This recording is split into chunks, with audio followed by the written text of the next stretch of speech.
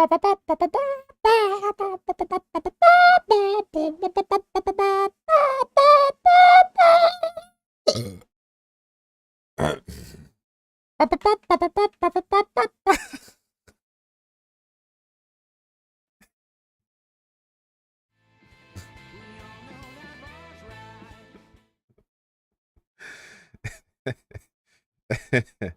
not late. I'm 2 minutes early, actually.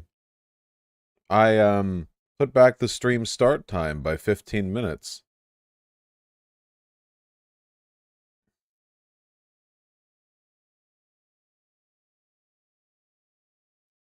Did you see that not dying of heat stroke is woke now? Yeah.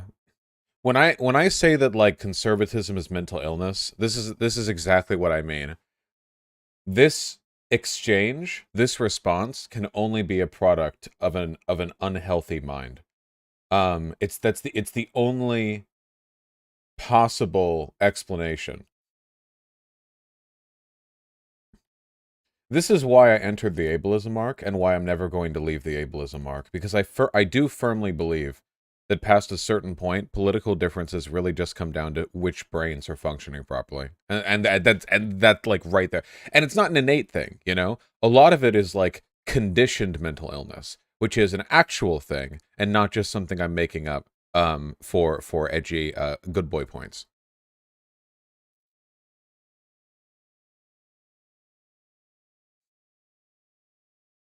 Do you think that if they remade Mad Max Fury Road today, Immortan Joe would have been like, "Do not become dependent on the water; it's woke" or something? Like, don't be woke and drink too much water. I have no idea. I don't know.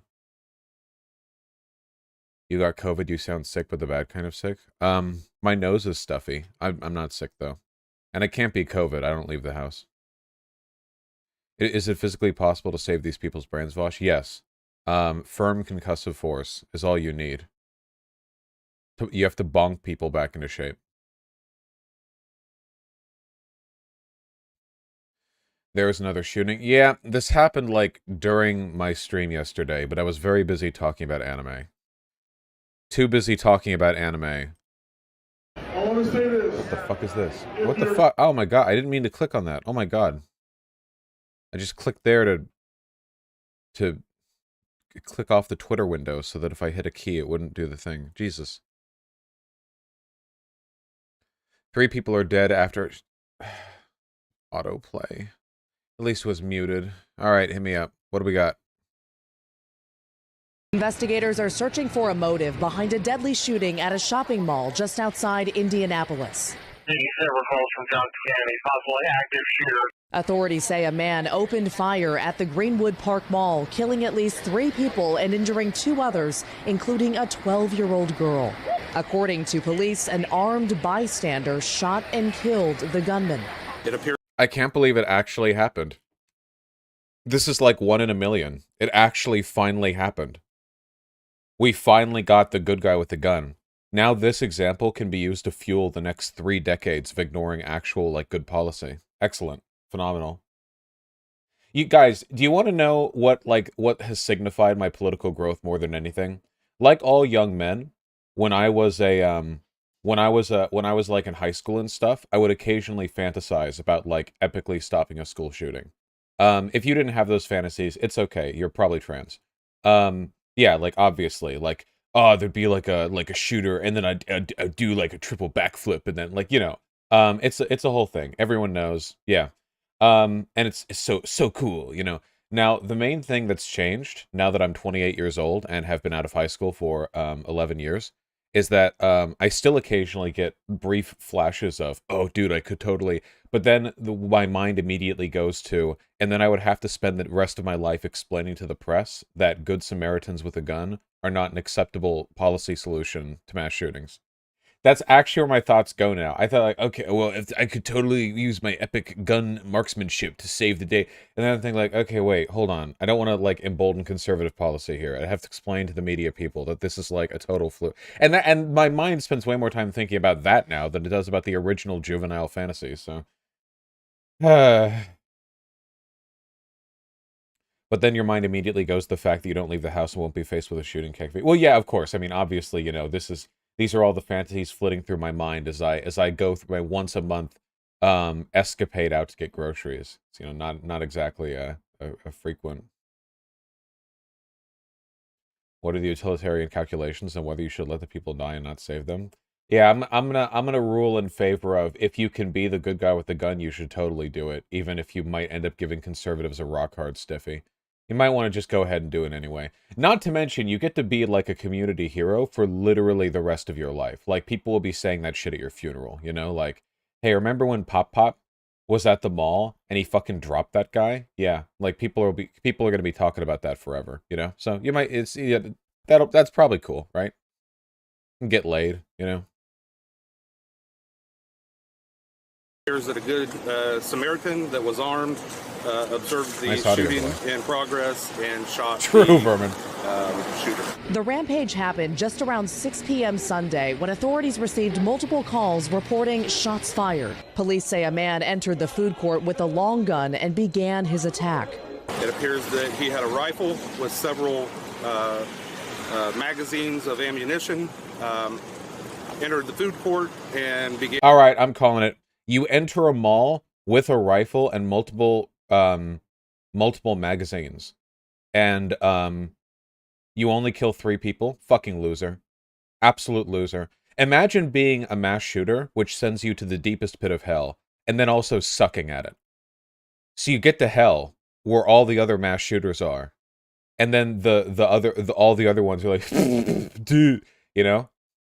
The fucking Vegas shooting guy is down there, like, roasting the shit out of like everyone else who makes their way down there. It's like him and the Columbine kids are just like bullying everyone else.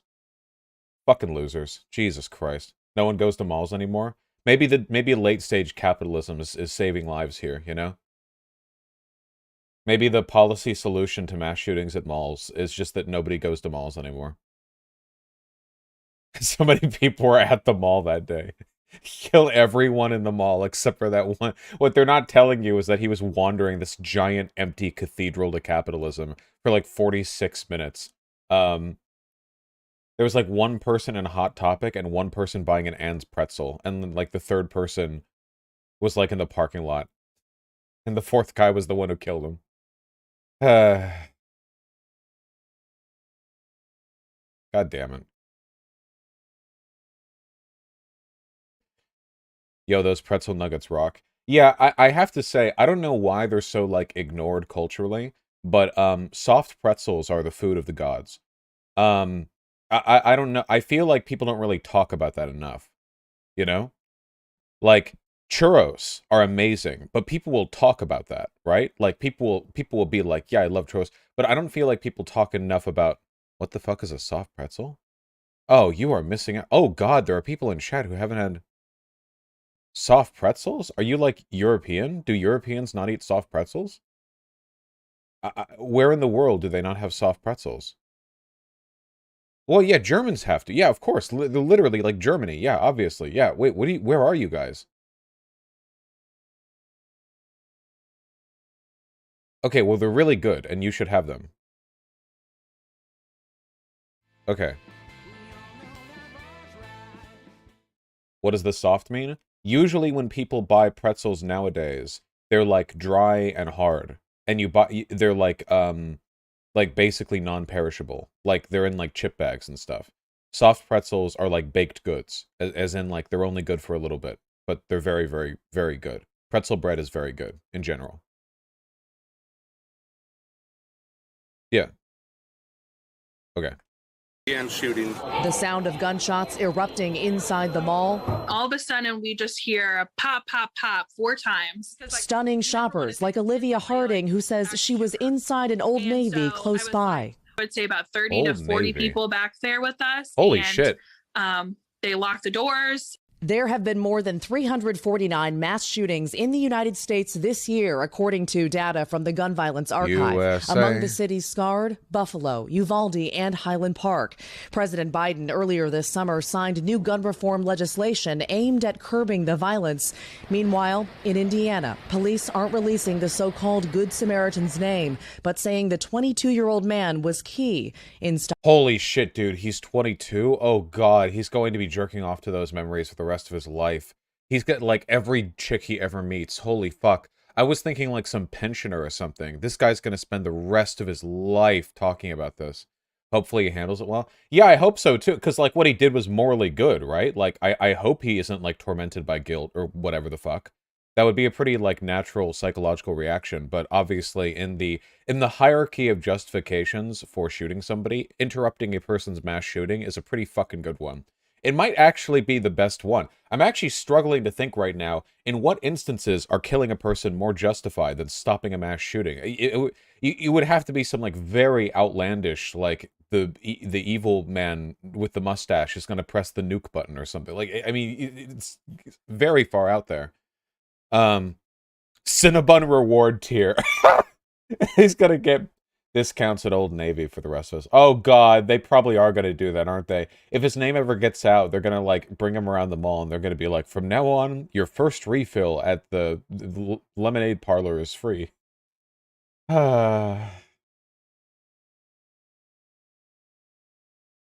America. stopping Sunday's attack. And we are expecting more details in the coming days, including the name potentially of the shooter as well as the victims. At the same time, overnight, the mayor of Greenwood, Indiana, extending his thanks to that also unnamed Good Samaritan, adding in a statement, this person saved lives. That's true. Yeah, I mean, you know, like, jokes aside, obviously, like, getting to stop a mass shooting is pretty fucking dope. You think he was a conservative? Well, there's no guarantee, but if you're concealed carrying in a mall, you're probably a conservative, just, like, statistically speaking. Up You know. yours, woke moralists. We'll Simon see Malls who has a no cancels firearms rule, whom. so the Good Samaritan could be charged for unauthorized carrying a firearm. Oh yeah, I was wondering that. Like, are you even allowed to bring a concealed carry weapon into, like, most malls? I don't know if that's true. No, you can. Depends on the state. Yeah, I've never tried. Yeah. What about the shooter? We don't know anything about the shooter. Do we have a manifesto? This is just a guess on my part, but a shooting at a mall seems to me like a relatively unlikely type of thing to produce a manifesto. Because malls are very undifferentiated in, like, the people that you're going to shoot, right? Like, usually the kind of shooters who release manifestos have, like, deliberate targets, and yeah, maybe it's like an anti-capitalist thing. I doubt it though. But yeah, you know, usually it's something a little bit more targeted, like a mosque, or like you know, at the Buffalo, like, he traveled all that way to go to, like, the black area for the grocery store, schools. Should we check the demographics of the area around the mall? Well, they said Indiana, and I had my eyes open during the news broadcast, so I'm gonna guess most of the people there were probably white. Just a guess of mine. Yeah, I don't know. My guess is that this is just some crazy brain shit. I don't think there's going to be a manifesto from this. I could be wrong. I could be wrong. Yeah.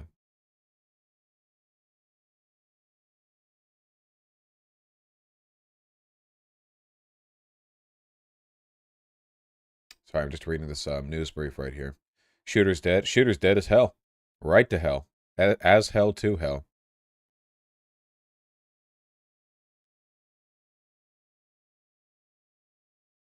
How long was he shooting before he got dropped? Okay, apparently our Good Samaritan, like, fired, like, right after. So cops wouldn't have even had a chance to get there. This was, like, a pretty immediate thing. I guess that's, like, the ideal America, right? The ideal America is that you can be eating, like, you can be eating a Cinnabon at any mall in America, and there's a 50% chance that a mass shooting will start while you're eating the Cinnabon, but it will be ended immediately by 17 dudes with concealed carries who will vaporize the airspace around the mass shooter immediately. It's like the platonic ideal of America, yeah. That's what freedom feels like.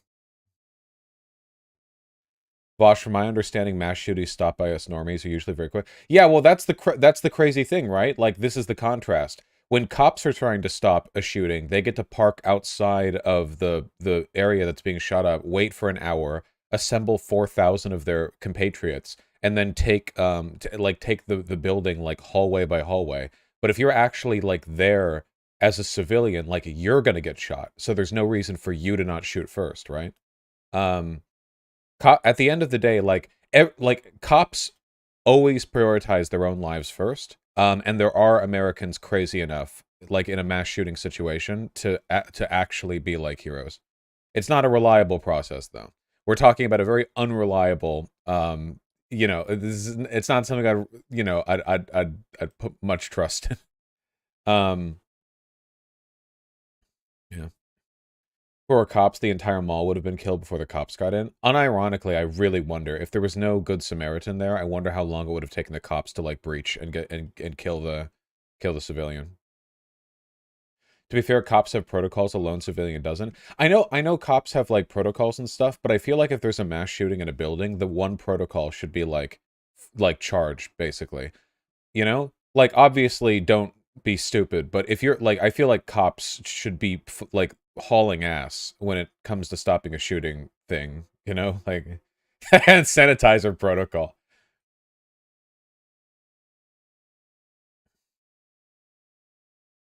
Except more people with a gun means more people getting in fights. Oh no, I'm not endorsing good guy with a gun policy solutions here. The idea of relying on like good Samaritans to prevent mass shootings is insane. Okay, you guys remember the shooting in the movie theater with the Joker? That thing.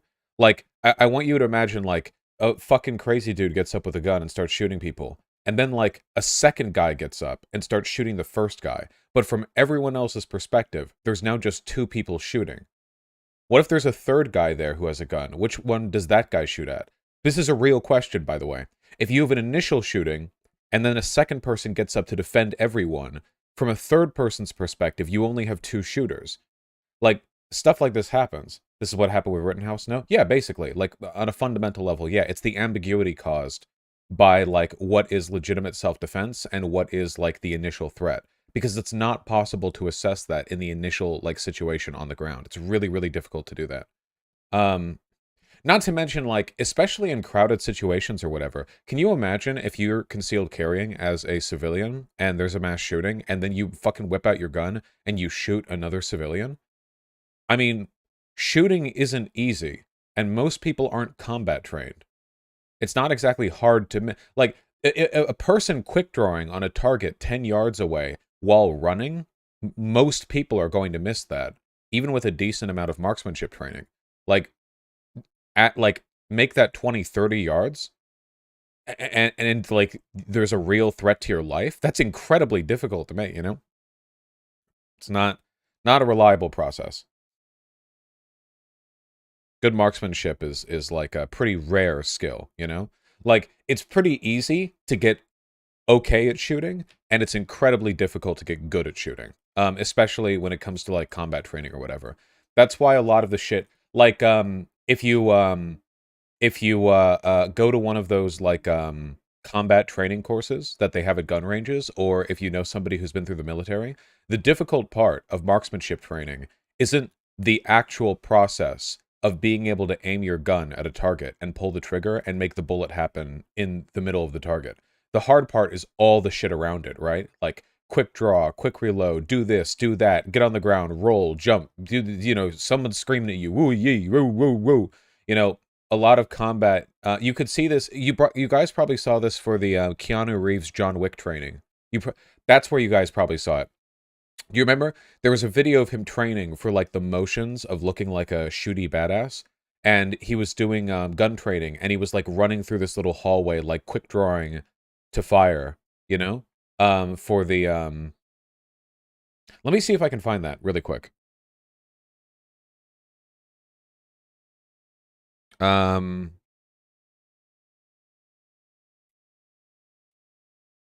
remember this video. Yeah, I remember people reacting to it way back when. Is this, I think this is it, yeah. Like, or like, this is basically what I'm talking about, I think.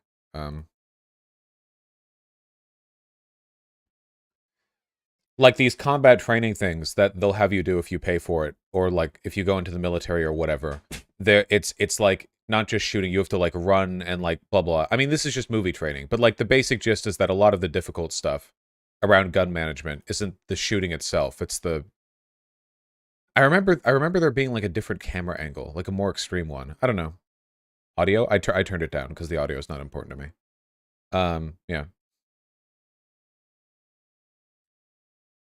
Military tactical training is based around overall rate with fire rather than individual marksmanship, precisely because being good shot. Well, most of the time, if you're firing at somebody in the military, they're like 5 trillion miles away, right?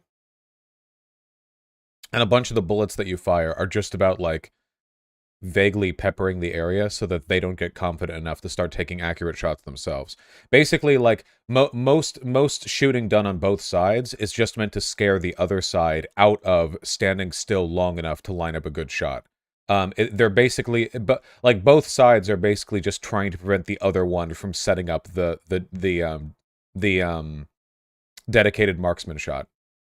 I think every U.S. squad has a dedicated marksman, and they're like the guy who's good at shooting, and they're usually the people I think who actually try to kill with their shots rather than just suppress people.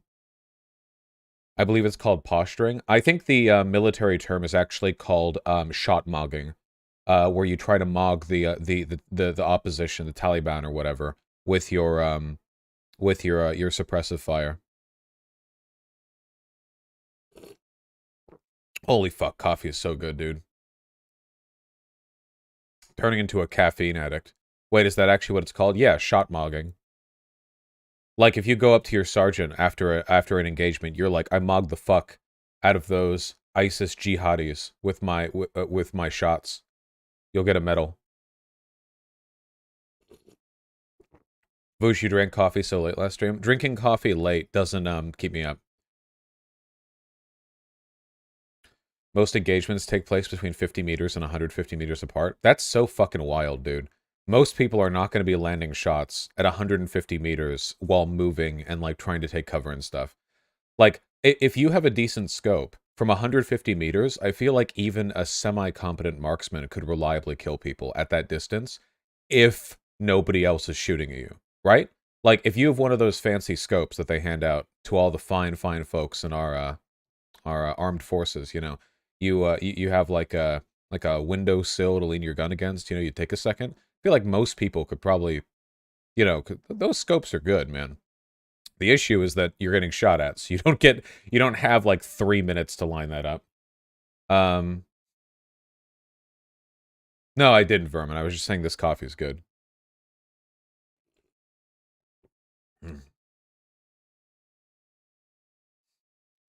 I land shots at that distance unsupported pretty good. Yeah, well, do it while people are shooting at you. You goddamn. There's a version that shows more of the shooting that Keanu does.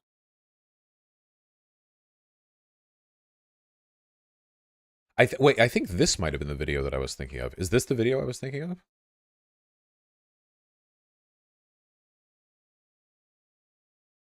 Oh wait, okay, this is just a whole goddamn movie. Holy shit. Okay, this might have been a segment from the thing I was thinking of. I never saw any John Wick. Just don't flinch, Lamau. Just don't flinch, Lamau. A guy pulled a gun on 2 women because they didn't thank him for holding the door open for him. What a goddamn Giga Chad, dude. Dude, whatever happened to the good women, you know? This guy's out here defending traditional morals, and you're gonna judge him? Police arrested a New Haven man after they say he was reported to have drawn a gun Saturday over 2 women not thanking him for holding a door open for him. Dude, this is so fucked up. This guy right here had the pussy in the bag. And then these bitches don't even thank him for opening the door? Honestly. Please, God, chat, don't be the chat that makes me have to clarify I'm joking. Witness reported that the suspect was upset that two women did not say thank you to him for holding a door open for them. Jesus Christ.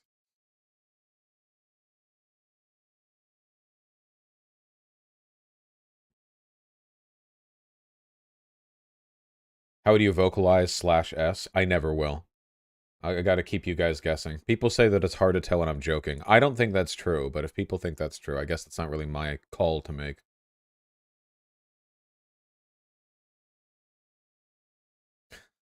Sorry. Women, am I right? Yeah, seriously. God. You have to imagine that this guy opened the door for them in the weirdest way imaginable, right? Anyone who would fucking draw on somebody over that, like, they have to be just holistically insane. Like, they're not selectively insane. They have to be holistically insane, you know? Like, dude, like, these two women were at the door, and this fucker charges through both of them, grabs the door handle so hard that his knuckles go white, rips the door open, and when he turns around to present the open door to them, he's already, like, got his hand in his pants to jerk off. And the two women just, like, while keeping the maximum possible distance from this guy, like, bolt into the building, and without hearing the thank you, he draws and starts blind firing into the bank or whatever. Yeah, this is what makes men go MGTOW. Yeah. Where are the good women at?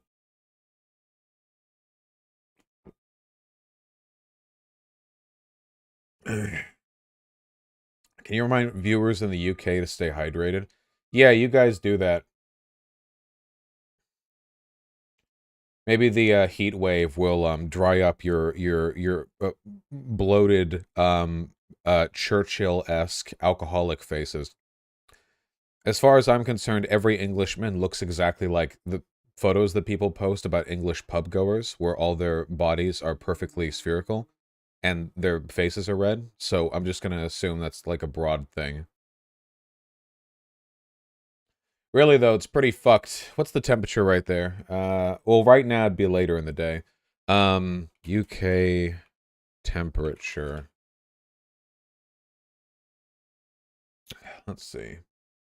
92 degrees in London right now, but it's 7 p.m. It was probably hotter. It's going to be 101 at the height, later on tomorrow. Yeesh. Oh yeah, I know people have like this phenomenally brain dead impulse whenever they hear about stuff like this to go like, 101? That's like a normal Arizona summer midday, you goddamn sissies. First of all, shut the fuck up. Like, Jesus Christ, you're annoying. Nobody cares.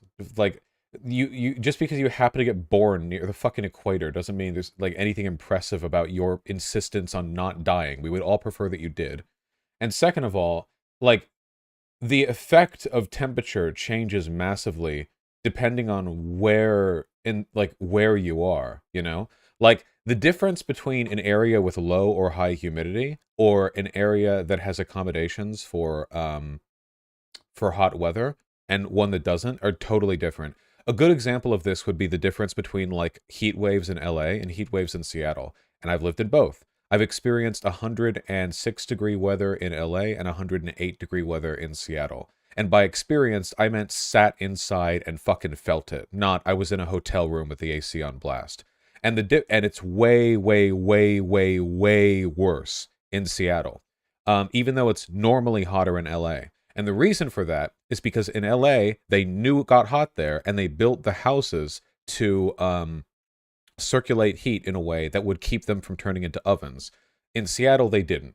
So in Seattle, especially on the higher floors of your building, heat rises and gets trapped, and there's not much you can do about it because nobody has central AC, and the houses aren't insulated to keep the heat out. It's insulated to keep the heat in. You know? So like the difference in terms of the effects of temperature, like very, very, very different.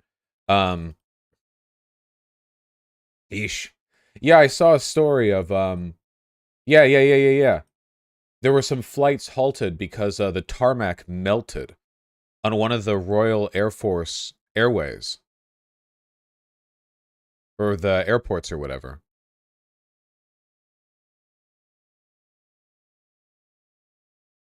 RAF Bryce Norton runway melts, halting flights. Yeah. So this is another good example of like different areas. Asphalt has different chemical mixtures all around the world. Like the mixtures that they use to make asphalt, like the chemical properties of asphalt, depend on what they use to make it, and they make it for different like design specifications depending on where you are. And areas where it's not expected that it gets really, really hot are probably not going to have a higher like threshold for heat resistance in the concoction that they make. Yeah. Asphalt in the UK is designed to withstand high amounts of rain. Yeah, it's different like everywhere. Like there's actually a lot of science that goes into like what chemical composition they use for that stuff. So places in the world where it's always really hot are gonna like not melt. Isn't it normal to not have AC in some cooler climates? Well, yeah, if it's cooler. But cooler climates don't generally get 108-degree heat waves like Seattle did last year. I mean, I'm fine with not having AC when it's not a giant heat wave. You know, I'm okay with it normally. Yeah. In the UK, we don't have as much AC compared to the US. Well, yeah, like, look at a map, right? Makes sense, why not? Like, look how far you guys are from the equator. London is so far north that for a good portion of the summer, you guys don't actually experience astronomical sunset. Like, it doesn't, the sun doesn't actually go down for a couple of weeks.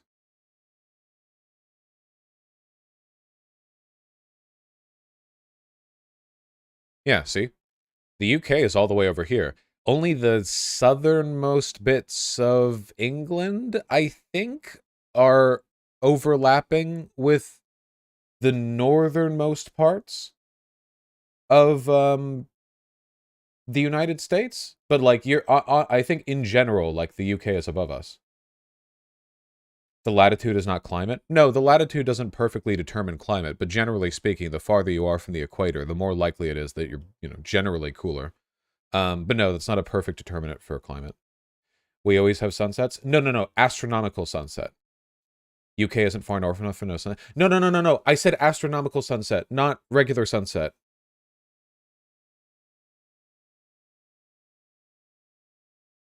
Or is it astronomical twilight? Is that the term? Where's that goddamn... What's the difference? Hold on. Oh, God.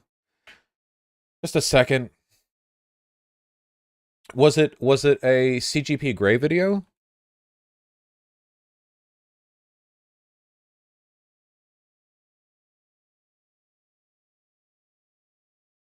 Is it a Vsauce video? I feel like it's also in a Minute Physics video, isn't it? Minute Physics.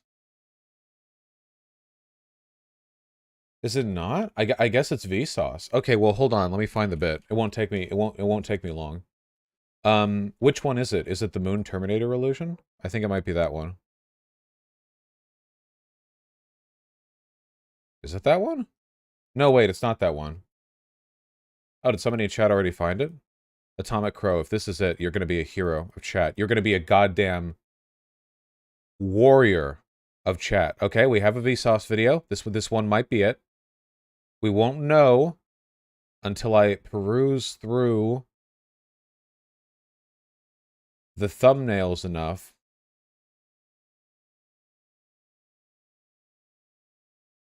I can't find it, damn. Civil Twilight?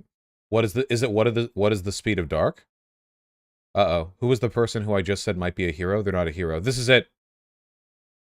This is what I mean. Venus. It's caused by the sky reflecting the colors of the sunset behind us. There are many different stages of twilight. If the sun is less than 6 degrees below the horizon, it's technically civil twilight. You can still do plenty of stuff outdoors without the need for artificial lights. Down to 12 degrees below the horizon, we have nautical twilight. Artificial lights are more... Back up. Oh, this is more than enough to cut my audience in half. Are we back? Are we alive? All right, we're calling the internet people out first thing. Next chance we get. All right, we're salvaging. Marco! Marco! Polo, all right. All right, we're back. Yeah, that's the speed of dark, I guess. All right, anyway, let's finish this damn thing, okay? 18 degrees, an astronomical twilight is occurring. It looks like night, but the sky can still get darker until... See, my term was correct. Astronomical sunset. Astronomical twilight ends, not all nighttime astronomical observations can be made. Below 18 degrees is technically, honestly, night. If you live at greater than 48.5 degrees north or south latitude, during the summer, the sun never... He said twilight? Yeah, twilight is when you're in the state of astronomical twilight. I said that they don't experience astronomical sunset, which would be the end of astronomical twilight. Never goes more than 18 degrees below the horizon. It's never technically night. Places like London only reach astronomical twilight at the most during these months. So if you live in one of these areas and you want to avoid doing something during the summer, just tell people... See? I was right. Wait, I was completely correct. Literally, like, to every word that I said. I was fully correct.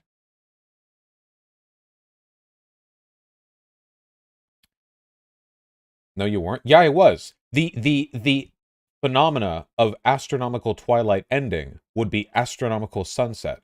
I said the UK doesn't experience astronomical sunset for some parts during the summer.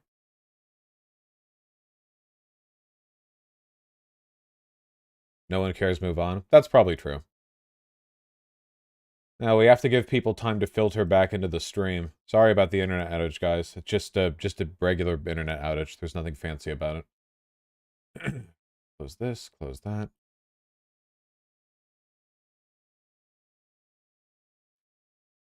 Twilights come after sunsets?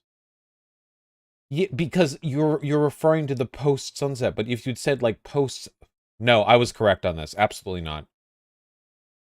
You wouldn't say astronomical sunset to refer to the sunset that happens after nautical twilight, but before astronomical twilight. That would be ridiculous. No, stop. Shut up. Stop. Okay, we're here. Hello.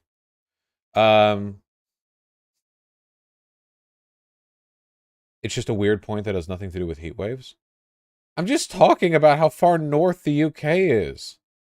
Can you please watch the Ryan Chapman video about Marx or CRT? Didn't we literally do that?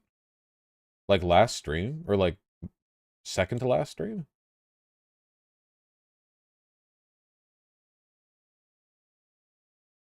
I think we did.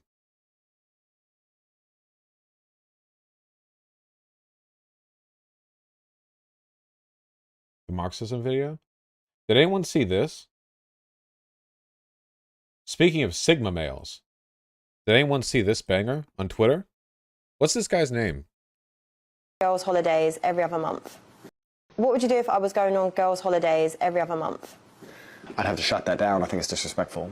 Do you go on a lot of holidays? I can do whatever. Look at this pit bull. Look at this pit bull looking motherfucker. Goddamn Sigma. Actually, I think personally that he looks ridiculous, but you know. I want. You're with me and don't want to. We go on holidays together. We go places together. When I have to go places with just the boys, you stay home. It could just be like women just go on holiday to have fun. And men will try and sleep with you. So doesn't mean the women are. Correct. This is what I'm saying. You agreed. No, agreed. No, but agreed. you have reality. It's not what reality, because we agree. Yes, you do. Okay. We agree. Okay. No, you're not moving on to the next question. We are moving no, we agree. Okay. Do you guys, so right off the bat, do you guys want like a quick self-esteem pointer right here? Okay. If you wear shades indoors like this, you are like 2 bad days away from killing yourself. If the energy this guy is projecting, like through his presentation right here, is literally like if the next time I talk to my dad, if he doesn't tell me he's proud of me, like that's it, you know. These are like the most. He's an actual human trafficker. That makes sense to me. That fits. Wait, is this the guy who posted that pic that went viral, which was like, I never seen a movie. You guys look at Batman, I have this fancy car. Is this that guy? Or is that a different crazy guy? Wasn't he married to like a famous lady or something? Okay, yeah, I've got it. Yeah, I've got it. Yeah. He's a kickboxer and his eyes have been fucked up. He's photosensitive. Yeah, something tells me that the choice of shades here has very little to do with medical necessity. Yeah, it's Andrew Tate. Viral meme. Where's that amazing... where's the meme about the not seeing movies? No. Anyway, the reason why he wears shades is because without them he looks like this. You can always tell. If you, I'm Googling him now, and like in every photo, this guy either is wearing the shades and is like fronting hard, or he's not wearing them and looks like he doesn't want to be photographed.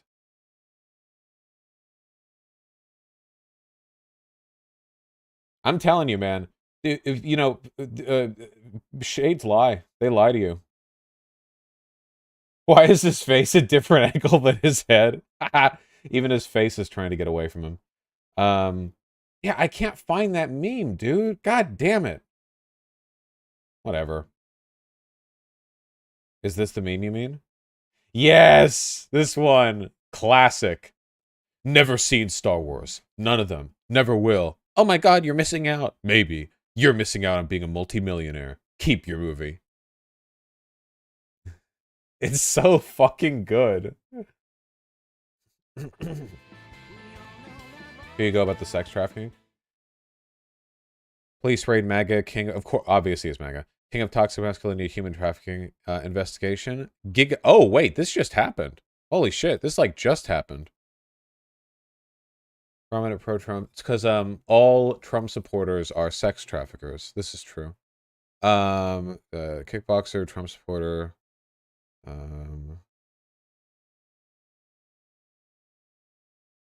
Oh hey, PJW and Posobiec. We got it. We got it. Anyway, this is always going to be one of those, like, this is confidence to a person with no confidence, you know? Like, it's like this is a stupid man's idea of what a smart man looks like kind of deal. But whenever I see people who look like this, they radiate so much insecurity that it actually gives me, like, sympathy discomfort. If I was around him, I feel like even though this dude's a sex trafficker, I would feel like this overwhelming empathetic urge to, like, offer him, like, a tissue he can cry into, or, like, a water bottle or something. I don't know. Because he's not okay. Look at the rest of this fucking video. We agree. You're right. They're going to try, and you're not going to let them. I agree. If I walk out to the car park, it doesn't matter how good the locks are on my car. If someone's trying to break into my car, am I going to let them keep trying? No. No. Michaela Peterson went on a vacation with him while her dad was in the hospital. Yeah, I think I remember that. Michaela Peterson, JP's daughter, fuck this dude. Almost certainly. It's disrespectful. It's mine, and no one comes near it because it's mine. No one's going to try and steal it. For me to I'll put it in a place where people are going to try and steal it is nothing less than irresponsible. My female is taken care of and has a fantastic life. She does not need to go on holidays to fucking Mykonos and be a hoe on some random table. Some random table because her friend met some dude on fucking Tinder. No, stay home. Stay home. This dude's getting fucking Nam flashbacks here. Holy shit, that got specific at the end. Responsible. My female is taken care of and has a fantastic life. She does not need to go on holidays to fucking Mykonos and be a hoe on some random table. Some random table because her friend met some dude on fucking Tinder. No, stay home. Stay home. She does not need to spend her time with any Joseph, who she met at the airport during her travel, and she certainly does not need to spend an entire weekend at a hotel with him. And frankly, the fact that you think it's okay for her to give him roadhead while he drives her back to my place afterwards is fucking disgusting. It's very specific. I like that. Hope he's doing okay. I don't really. I don't care if he's unhappy. But, you know, what is this? Vermin like this, I think. Not really love women. I have nothing against women. I believe women are the most precious things on the planet. They create life. They should be protected. They should be provided for. I would never let a woman pay for a bill. I would never let a woman, if someone touched any of my women, I would stand up against 10 men by myself and risk my life to protect her. I believe that women are beautiful creatures. I just don't think that they're as emotionally calm as men in stressful situations. Wait, from this guy, this guy can barely control himself. Okay. That's good. Ladies, Do we have any, we can pause this for a panty changing break if you all need a moment. I don't think they can fight like a man can. And for the same reason, I would never drop my children in an all-male nursery. I think that's strange and weird. I would only drop them in an all-female nursery. Women do... Wait, aren't nurseries the places where babies are at hospitals? Wait, what? I don't think you drop... Does he mean daycare? Is that what does he mean daycare? Wait, is he saying preschool can be referred to as nursery or daycare? Oh, is that like a cultural difference? Okay, different term. Wait, he wouldn't want his 2-year-old daughters to be around 2-year-old boys? Okay. All right. Do certain things and men do certain things. And we live in a world now where the whole idea of the roles has been conflated to the fact where if I come along and say women are better with children and men are better at fighting, that I'm somehow fucking sexist when it's clearly true. There's nothing wrong with stating the facts. It's the truth. I not really love them. Nice. I don't know why the fuck they had to add music to that. This dude's viral TikTok compilation, apparently. No, we can't watch anymore. It's all the same. We all know what people like this are like. It gets boring.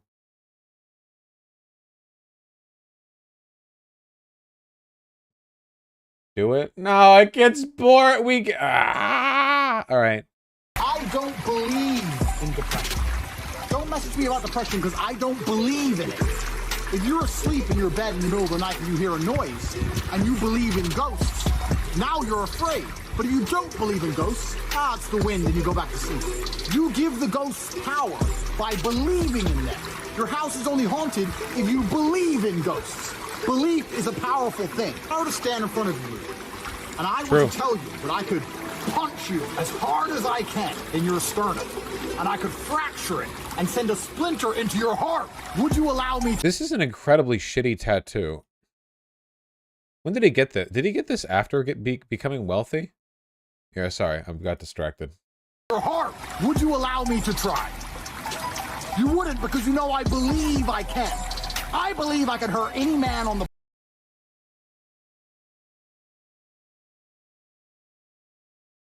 What?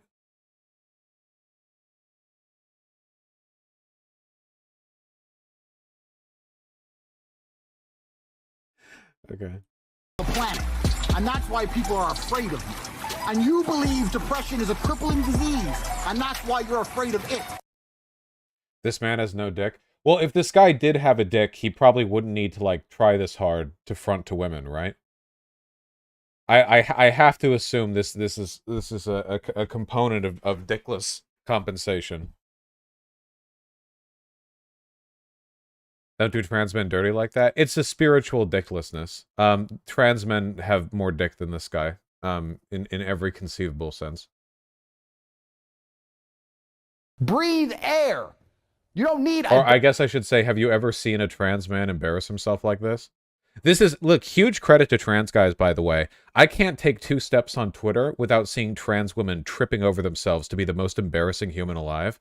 But every trans man on that platform is holding a frame. Feet planted squarely. Stance grounded. Frame held. Big respect. Fuck Angel, though. Yeah, well, I don't see him on the TL, and he gets ratioed every time he tweets anything. Vape.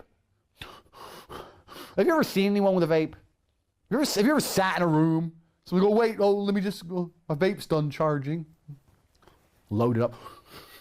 Zan? And then some motherfucker's like, oh, it's bad for me. Duh. The fuck? How are people surprised by this shit?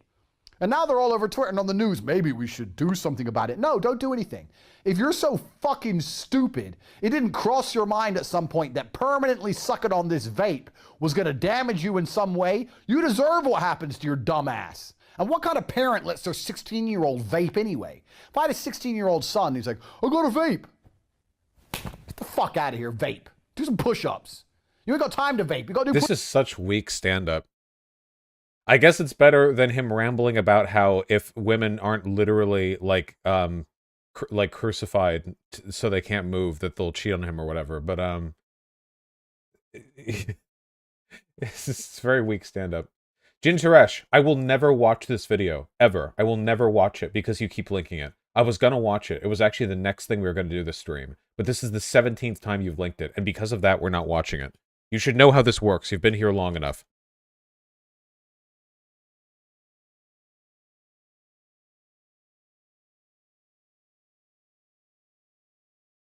Jin, I should ban you. Hey, watch this video. Hey, watch this video. Unrelated thing. Unrelated thing. Unrelated thing. Unrelated thing. Unrelated. Hey, watch this video. Hey, watch this video. Hey, watch this video. Hey, watch this video. Hey, watch this video. Hey, watch this video. Hey, watch this video. Hey, watch this video. Hey, watch this video. Unrelated thing. Unrelated thing. Unrelated thing. Unrelated thing for a while. Is that it? Did we do it? Okay. That's the recent. You gotta chill. I'm not watching it. Mod them right now? Yeah, they'd love that, wouldn't they? We can't reward bad behavior. Push-ups.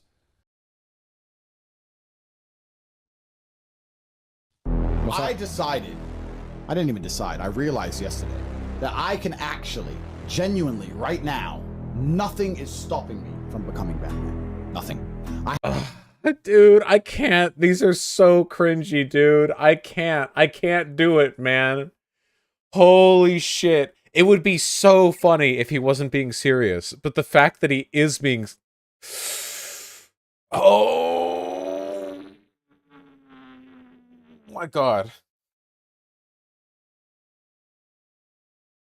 No, he's memeing? No, he's not.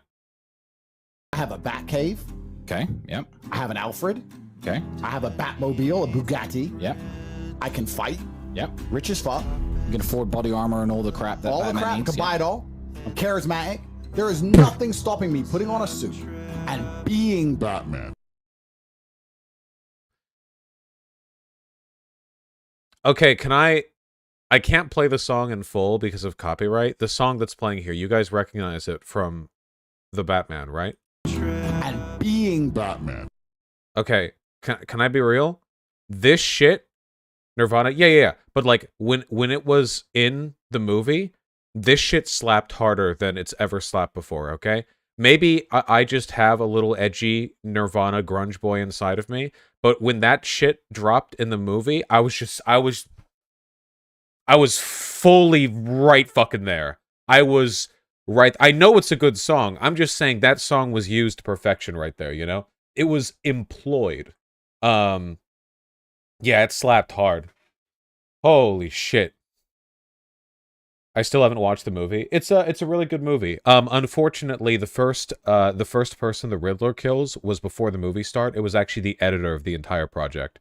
So they had to continue with the movie with no editing. Every single bit of footage that they shot, they had to use in the film. Which is unfortunate. But you know, outside of that, everyone else was bringing their A game. God damn, holy shit. Should have brought a piss bottle to that one. I had to get up twice. I literally thought it was about to end 3 times. Yeah, me too. Yeah. It was... Fuck.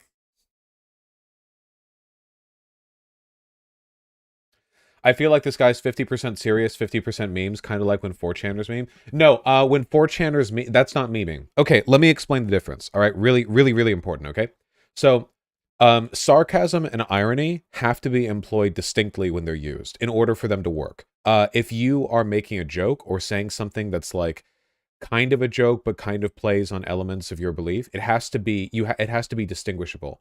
But if you can't do that, then what you're doing is you're doing like the Schrodinger's radical thing, which is like incredibly cringe. The end state of this point is the fact that the average 4chaner doesn't actually know what they believe. The average 4chaner, it's not, the average 4chaner isn't memeing, because when you're memeing, you're saying things that you don't believe.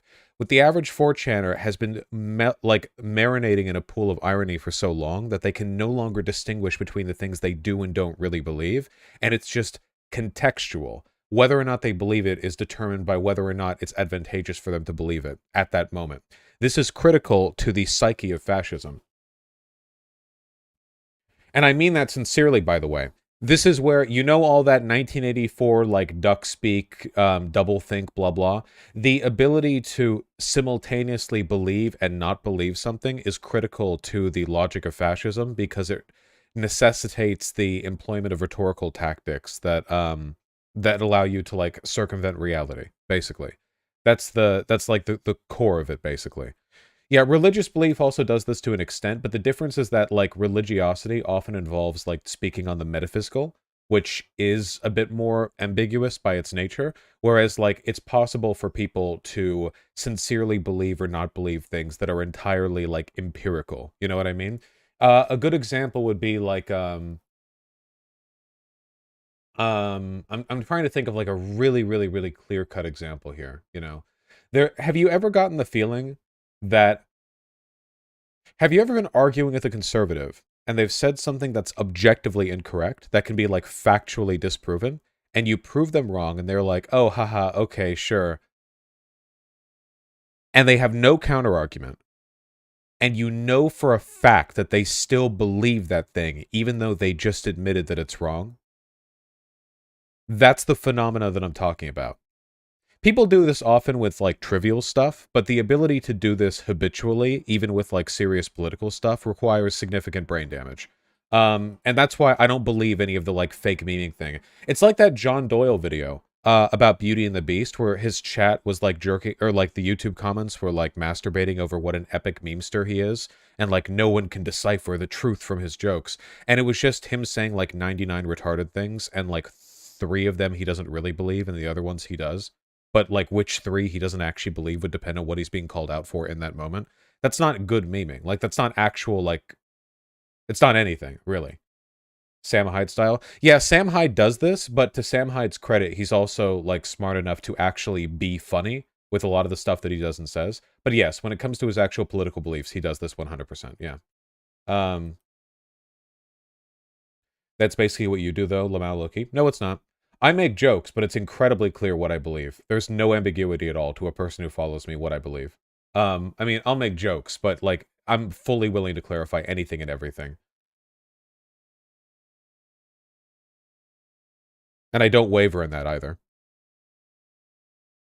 I don't think most women can actually genuinely understand how lonely the majority of men are. Yeah.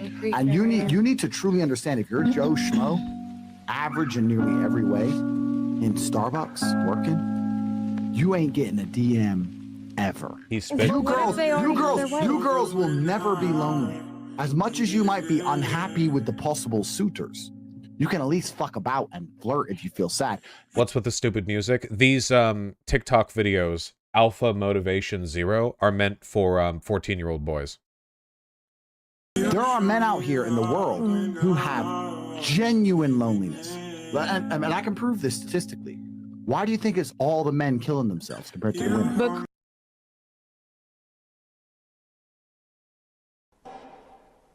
Some child is outside enjoying their life. He is so goofy looking.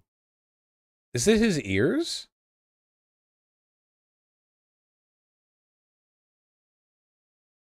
Enjoying their life, playing with toys and smiling in the sunshine. Nothing happens by coincidence. I hate happiness. I hate happy children. Anyway, you're all losers. We've discussed this before. I'm the king of the world. I got straps in my wardrobe. Look in the wardrobe. Show the wardrobe. What suit am I gonna wear? What fucking god? What on the G like that? I'm gonna say it right here. Wait, they didn't show any suits. Roll up. You're not allowed guns in Romania, but you are allowed guns in your shooting range. Romania is where he did the sex trafficking, right?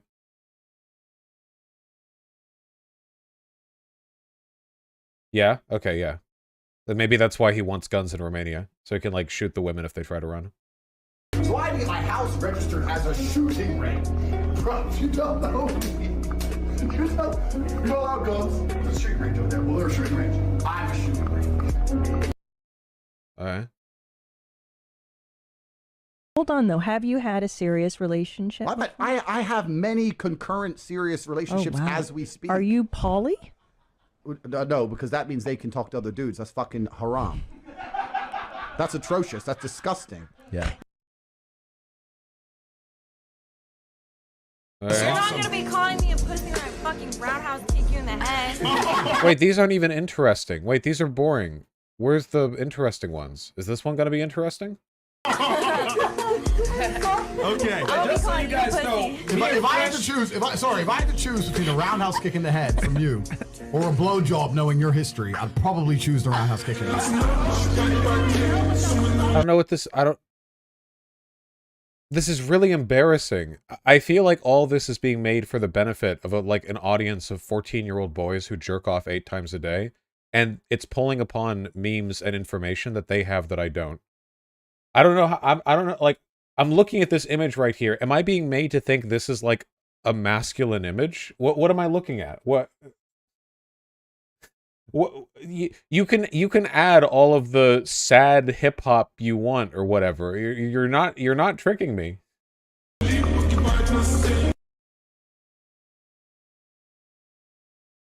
Oh, I think they like me. Yup, in my wife.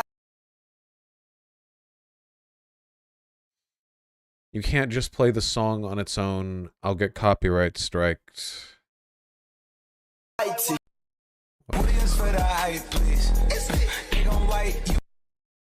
Okay. If you are a parent and you have a young son, or if you're a young guy, what you need to do is ban Hollywood. Do not allow yourself to watch a movie or a video ever again where a woman beats up a man, because it's not realistic and it's not true.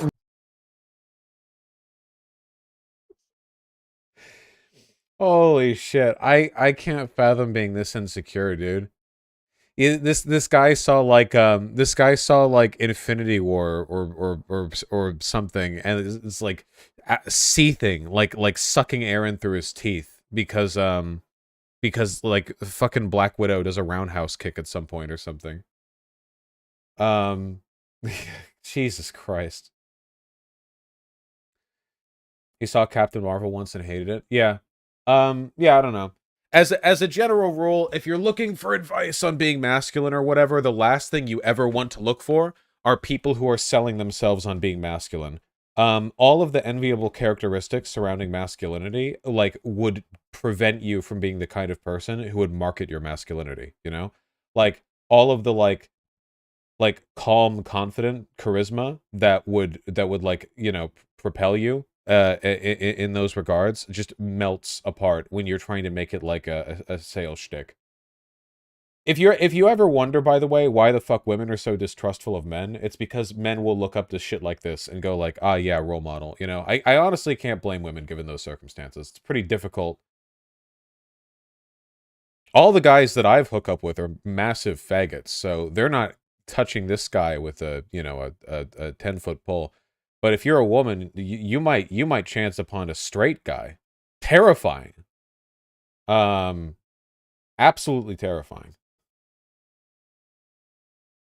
This is absolutely hetero culture, and it's weird as fuck. The funny thing is, you know how conservatives will bitch and moan about black culture and how, like, black dudes idolize, like, rappers, and it teaches them drugs and violence and sex or whatever? This guy right here is unironically worse in terms of, inspiration for people than like almost any imaginable rap artist as like a role model for a young guy. And I guarantee you it's like 99.9% white people who follow this dude.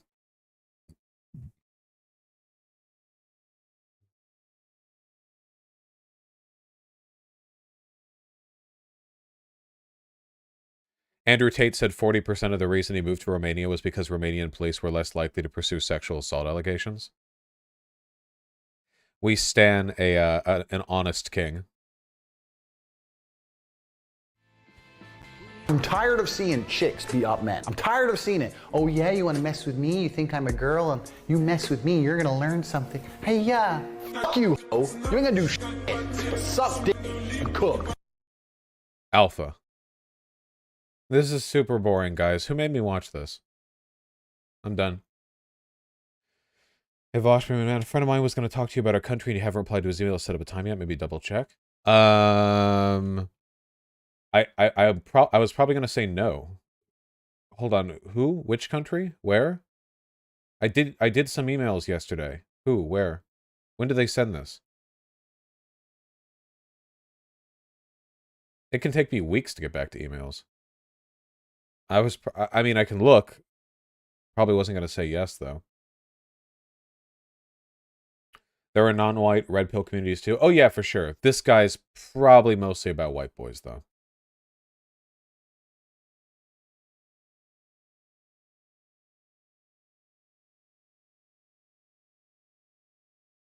When are you going to have Richie back on? I have no idea what you mean.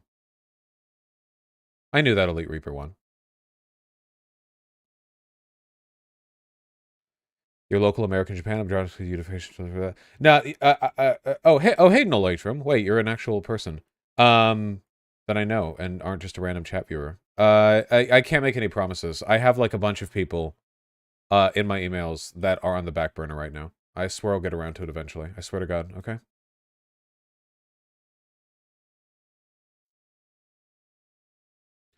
This shit's always so dangerous because all the young single guys will be pulled into it and just go through life like that. I do think that there is a failure on feminism here in that there hasn't been an alternative narrative presented to guys for how to be masculine. A lot of guys are really, really apologetic about their masculinity, which is why you have like this soy boy phenomena of guys who try to virtue signal by like performatively demonstrating how not masculine they are. Which is pretty dumb. Is that feminism's fault? Yes. Any ideological movement which seeks to criticize toxic masculinity must find an alternate narrative around which to build it. Yeah. And I do think that feminism's gotten better about that, but it's not really been like the central focus. Well, it shouldn't be the central focus, but it hasn't been like something focused on enough, I don't think. Yeah. Never seen anyone in person who's apologetic of masculinity. I don't know. Maybe this is something people do online more because it's harder to read intentions online, so people tend to be a little bit more direct. But there are a lot of like left-leaning or feminist guys out there that are fucking terrified of acting like, you know, a guy, because they they don't want to be assumed to be like a bad one or whatever. It's a thing, yeah. A kind of self-cucking, an ideological castration. It's unfortunate because I don't think it's that difficult to construct an alternate narrative about what it's like, what kinds of masculinity are acceptable. It's just something that hasn't really been like focused on that much. Nice guy mentality, yeah, to an extent, yeah.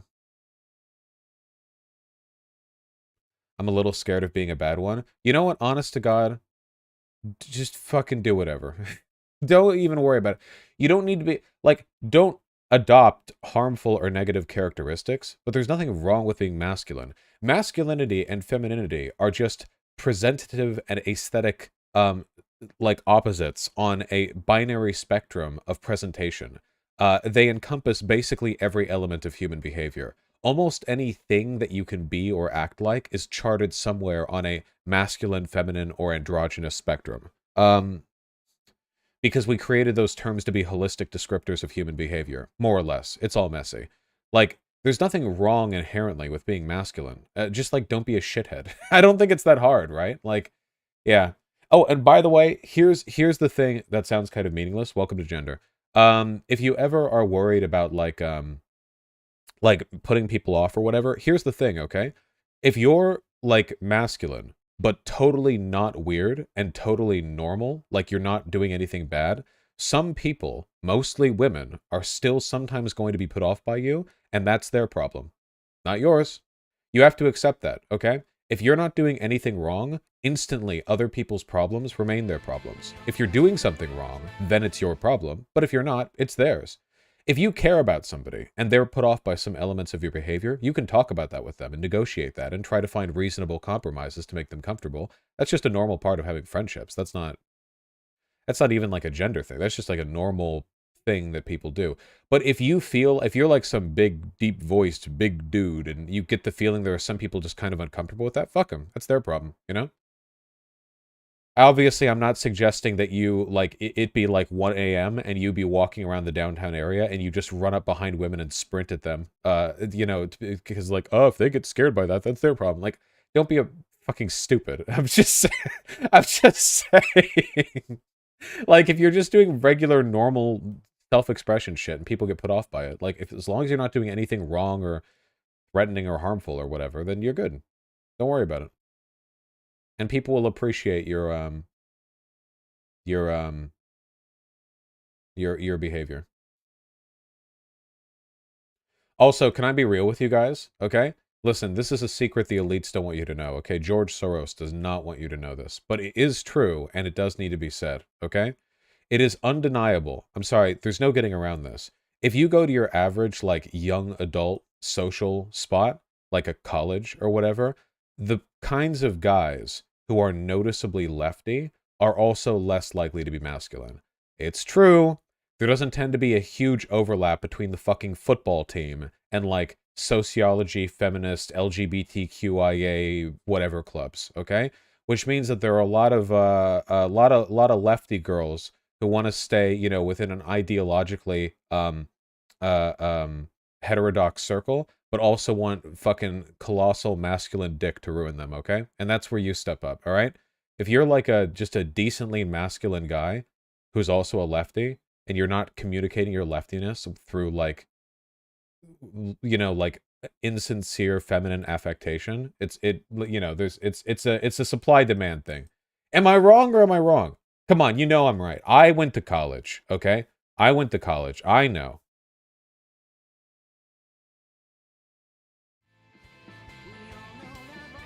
Highly important? It's probably not highly important.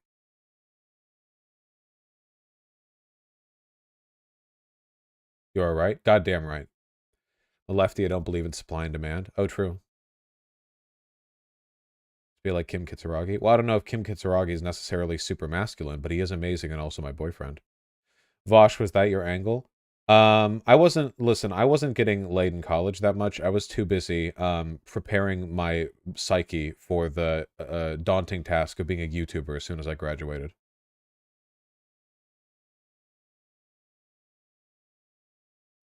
Will masculinity and femininity still exist in a genderless world? The broader concepts, the concept of, like, aligning people's behavior and appearances and stuff like that along spectrums of presentation will, but I don't think they'll be called masculine and feminine, you know? Bourbon, that doesn't mean I literally wasn't fucking dating or getting laid. Jesus Christ. I'm just talking about I wasn't fucking every single woman in the sociology club. Despite my best efforts, thank you. Thank you very much.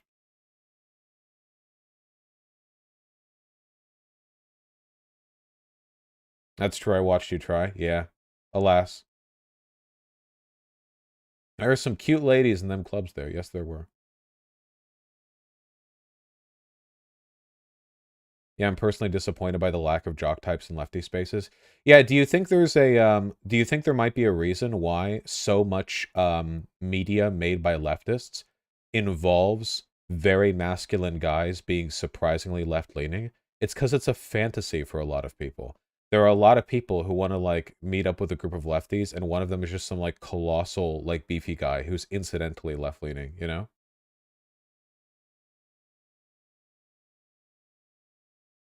That's why Hassan's popular. Because mask presenting is shamed in lefty spaces. I don't think that masculine presentation is shamed. I just think that it puts some people off. But like I said, that's a them problem, right? As long as you're not doing anything, like, actually wrong, you know? I don't think it's really shamed. Generally speaking, people like feminine women and people like masculine men because people, whether or not they know it or like it, have biases towards the fulfillment of hegemonic gender expectations.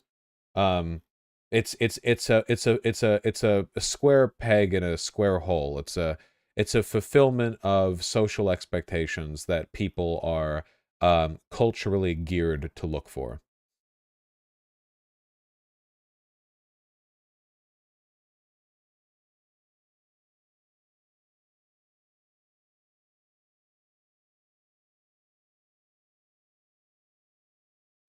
Irrelevant question, but how does science study the differences of humans if it doesn't recognize race? Through Kleins.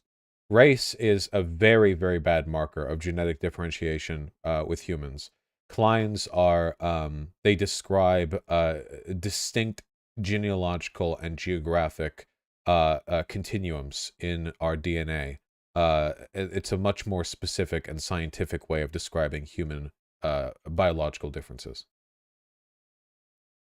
Doesn't that fit Hassan? Well, yeah, Hassan would obviously be an example of a hegemonically masculine guy who is also a lefty. And you might notice, Hassan is quite popular.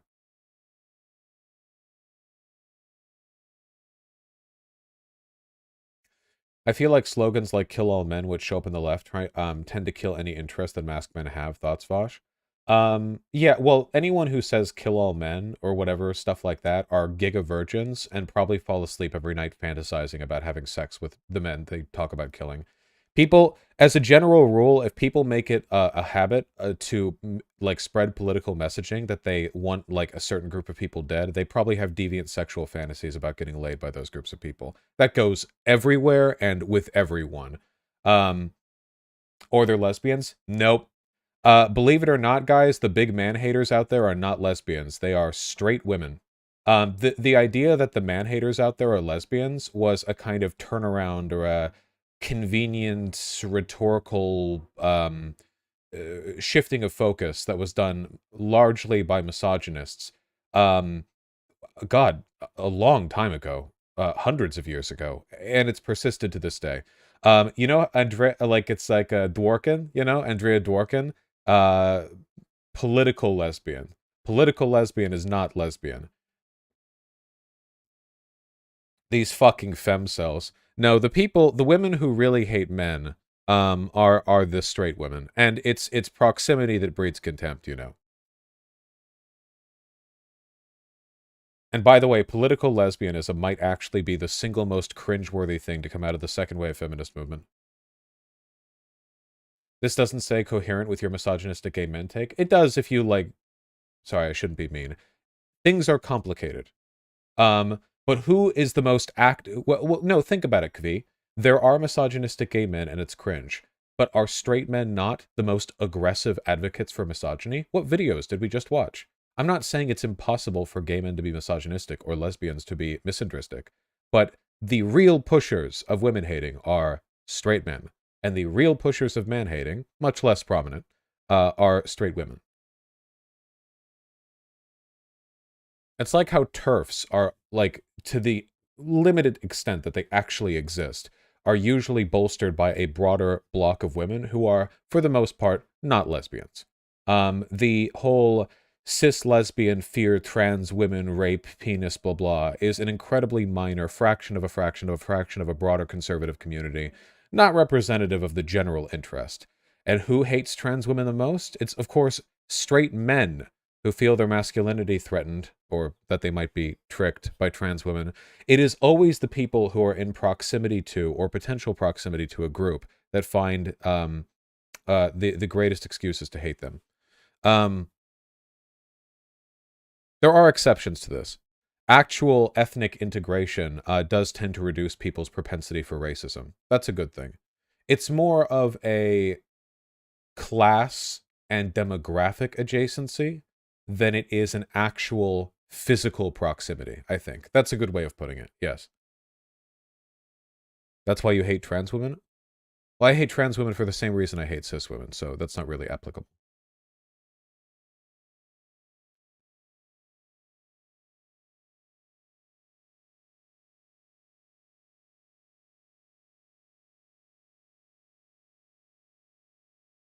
What was I saying?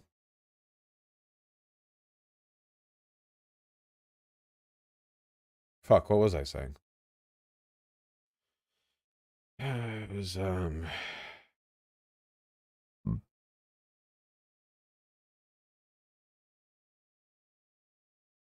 Oh, right. Hating men. The man-hating thing really isn't so much of a thing. The whole, like, kill all men thing, or, like, kill cis, straight, whatever, was always ever like the cringiest and tiniest marginal fraction of like edgy 14-year-old online activists. It's not a real thing, I don't think. There's no real threat to men in that respect. And most feminists are not man haters. Man haters are a real thing. Obviously, there are groups of people who hate any group of people. That's all over the place. Can you do ironic man hating the way you do ironic woman hating? I don't know if you've ever heard me talk about my experiences on Grindr, but I think it's quite clear to anyone who watches this channel that I hate women almost as much as I hate men. I despise men. Any experience... Listen, do you know why straight women are the biggest man haters? You've earned it to an extent, because I've tried to fuck you people, and men are horrible, okay? The entire experience...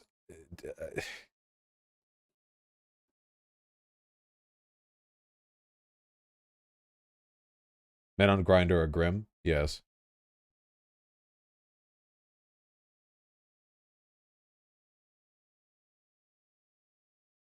Vosh, this is performative. The hatred? Of course the hatred is performative. I don't hate anyone. The gripes? The gripes are not performative. What about non-binary people? Oh, don't even get me started.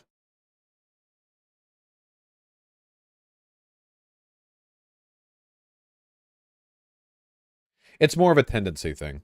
A broader explanation would rather be that men, women, non-binary people, basically any group of people, and by any group of people, I mean literally any sub-demographic. You can divide this by race, ethnicity, nationality, language, spoken origin, whatever, like any group of people, when it comes to experiences with them, are going to be, like, through our ability to form patterns and generalize, there are going to be some things that are distinctly positive and some things that are distinctly negative. That is always going to be the case.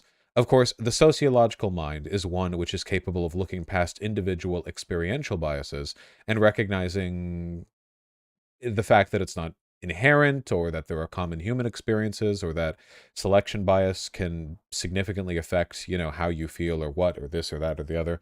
There are always going to be the experienced upsides and downsides. Lol, I'm currently in a polycule of like 4 bottoms who are also annoying Vosh is right. Yes, I am. Holy fuck, Vosh is transition. What did I just say that even remotely reads as eggish to you?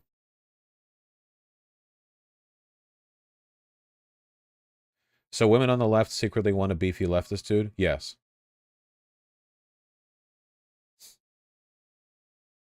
Thanks, Rainbow. You've said some shit that was eggy before. You people see eggs everywhere. You're like a pirate stranded on a deserted island who's beginning to starve and see ordinary things as edible food. But it is not here, I am afraid. If you keep waiting for it, you will be disappointed. Why are femboys so sexualized on social media and Twitter?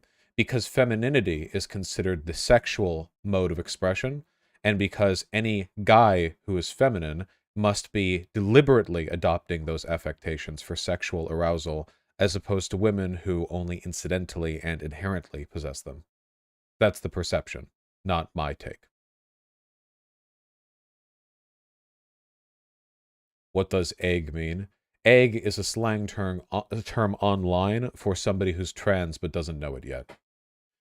People who are themselves trans are very annoying about calling anyone and everyone an egg if they do anything that isn't gender stereotypical, which in a way is a kind of social conservatism, where the consequence of not behaving exactly like a masculine man are rewarded with accusations of not actually being a man, which is interestingly just a progressive way of doing precisely what you know, misogynists have been doing for centuries. But yeah. Now I don't mind it; it doesn't affect me, but I imagine it does affect, and negatively at that, some people. The most eggy thing that I will admit to is that I do actually believe the blahaj is quite cute. Though I would not cuddle it, because I do not cuddle stuffed animals. I would probably put it on a dresser or something. But it's a cute shark.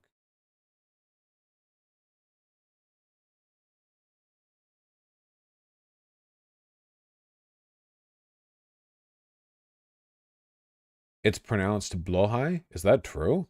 Weird. Would you pat the Blahaj? Well, I've been in IKEA before, so yeah. Blohe? Blohe? I don't like that as much as Blahaj. Huh.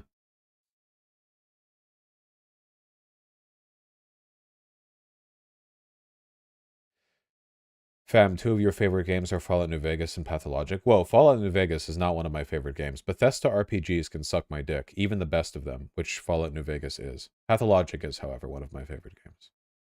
Oh, hey, Shu. I have one that was blessed by 3 trans women, so it's not appropriation. Ah, excellent. If I get my dreads done at a black barber shop, does that mean it's not cultural appropriation? I think that's lovely. Is Blahaj a pilgrimage every trans person has to do once in life? Apparently. Used to wonder if I was NB because I felt so disconnected from the sexual presumptuousness that seemed to be expected from men, so I can definitely see masculinity be something leftist guys shy away from. Well, it is true that being sexually presumptuous is a component of masculinity. You know, obviously not a good component. But I feel like you could do away with that, or at least mitigate that somewhat. I also don't think there's necessarily anything wrong with being sexually aggressive. It's just often done in a bad way.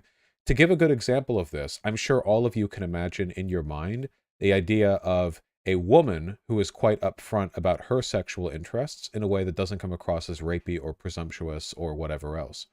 Of course you can. I imagine many of you fantasize about this. So if you can believe that about a woman, it can, of course, be true also about a man. It's just a matter of how it's done.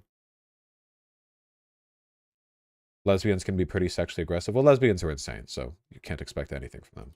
They don't know that, Demon Mama.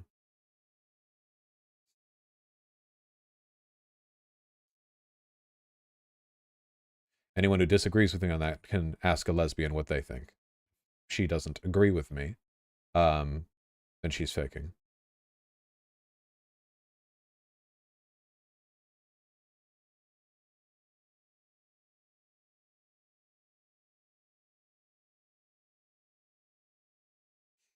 You can't call me out about literally every aspect of my personality in less than 5 minutes. Sorry.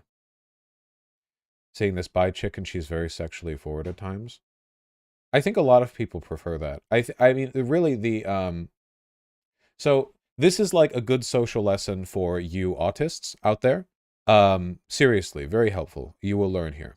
A very good way of navigating conversations in a way that allows you to be more upfront and direct with your interests while also not making others uncomfortable is make sure to give other people many outs in your conversation with them. This is something that I try to employ when talking with people. See, I am very vocal and very unashamed about sharing my interests. If I can hold somebody's attention, I will talk at them for any length of time about whatever I feel like. This probably isn't a surprise if you watch my content. It's probably not, you know, news to you, but that's true. And the secret to having these conversations in ways that do not make people uncomfortable, ideally, you know, nobody's perfect. Sometimes awkward social interactions will happen, even with very charismatic and social people. The best way to manage this is to give people frequent outs and to make sure that they never feel as though they are being pressured to continue the conversation. You always want your conversational partner to feel as though them leaving the conversation at any point in time would be the most reasonable, not awkward thing possible. You want it to be like an incredibly graceful exit, or at least to feel like it would be a graceful exit. How do you do that, though? I think when you have conversations with people, it's you want to, make it feel as though the conversation is really low stakes, you know? Rather than just getting right into a topic or something, you know, you can preface things with, oh, if you have a second, or if you don't mind, or, you know, oh, I was about to do this, but that's a good one, by the way. Make it seem as though you also have another thing to do, but you're happy to have this conversation for a minute, because if the conversation is going well, you get to drag it out and go like, oh yeah, no, it's okay, you know, and you can keep it going. But that way, if it seems like there's any awkwardness on either side, both of you have an out for, but that's lying. No, it's not lying. If you're a healthy person, there's always something else you can be doing. You've never had to do anything else ever. You're just standing there motionlessly. If you're in any social interaction, there's always something else you can be doing. What kind of autists are you? Lying? Seriously? Oh, yeah, I have a minute. Yeah, hey, wait, can I tell you about this one thing? What? You don't have a minute? You have at least 27 minutes before your next obligated event. What the fuck are you talking about? Jesus. Basic social skills here. Socializing with other people is all about constructing a specific narrative framework to maximize the mutual benefits in a conversation. You want both of you to feel as good as possible.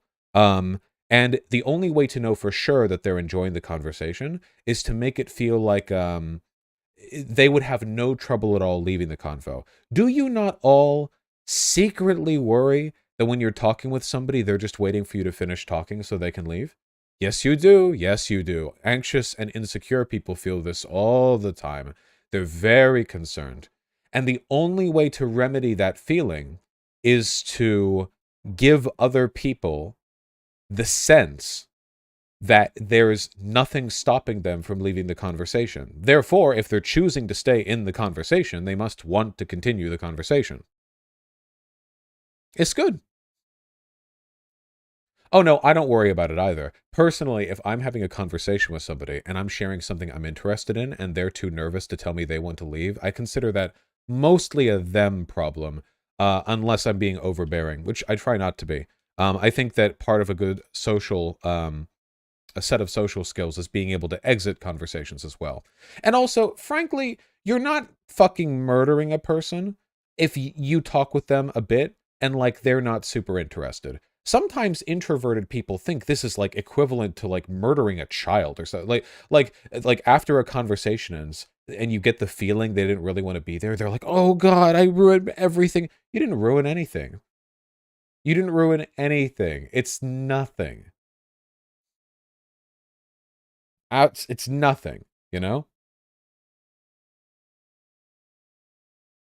I do unintentionally get a bit overbearing though. How do I help that? Just give them an out. Make sure you want to do the opposite of the whole because of the implication thing. You know the meme? Like you bring them into the apartment and you drove there so they don't have a car to leave and you close the door behind you, or that you're on a boat and there's no way. Like you want to do the opposite of that.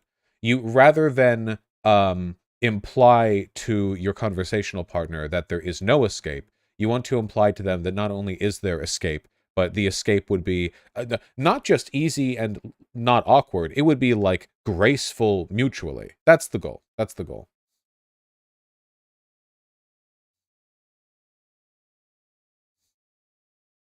My favorite thing is how whenever Vosh gives social advice, like 3 or 4 people in Twitter group chats him in completely overhaul their personalities.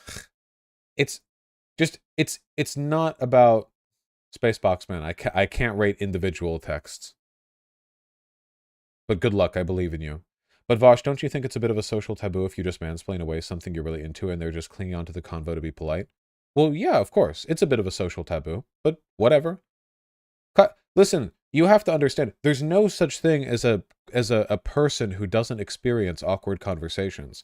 There's nobody so charismatic that they don't have trouble with that. This is the conversational gap. Your thoughts are locked away inside of your skull. Nobody can see them and nobody ever will. The best you can do is express them through vocal or physical communication. That's it. But it's an imperfect method, and you're interpreting other people's thoughts through their behavior as well. This is not a mechanism for seamless interaction making. It's going to cause problems for everyone, you know? You're just trying to make it as good as you can. But accepting that these, you know, awkward snafus are going to happen either way is just a part of the process. Nothing can be done about this.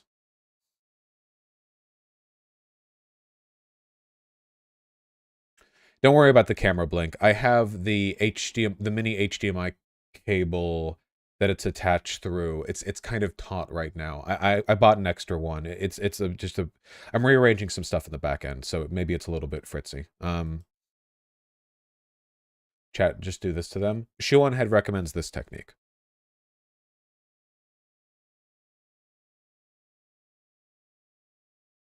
Not a bad one.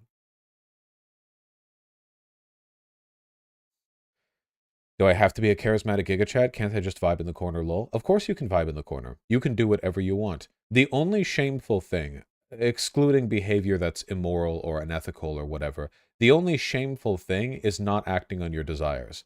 There's nothing better than being a person who can act on all their desires, as long as they're not hurting other people. You want a fulfillment of your ideals. And charisma is a mechanism for doing so. You can be charismatic and also a wallflower.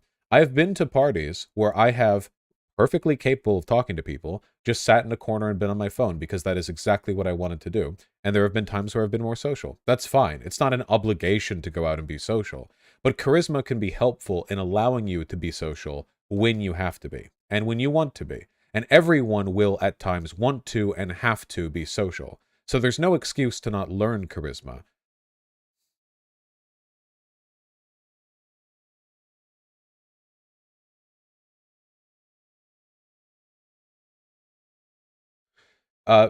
Do be wary of the coping, though.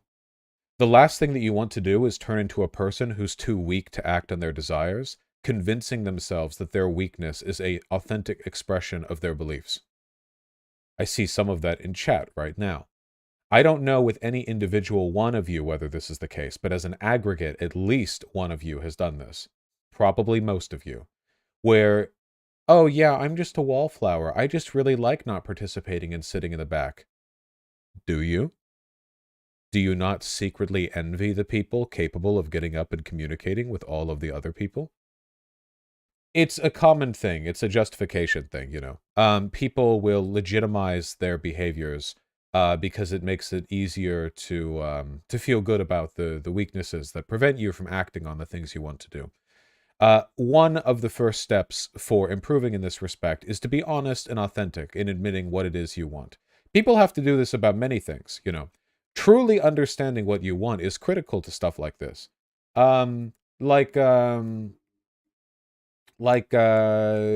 This. Being fat. There's nothing wrong with being fat if a person wants to be fat.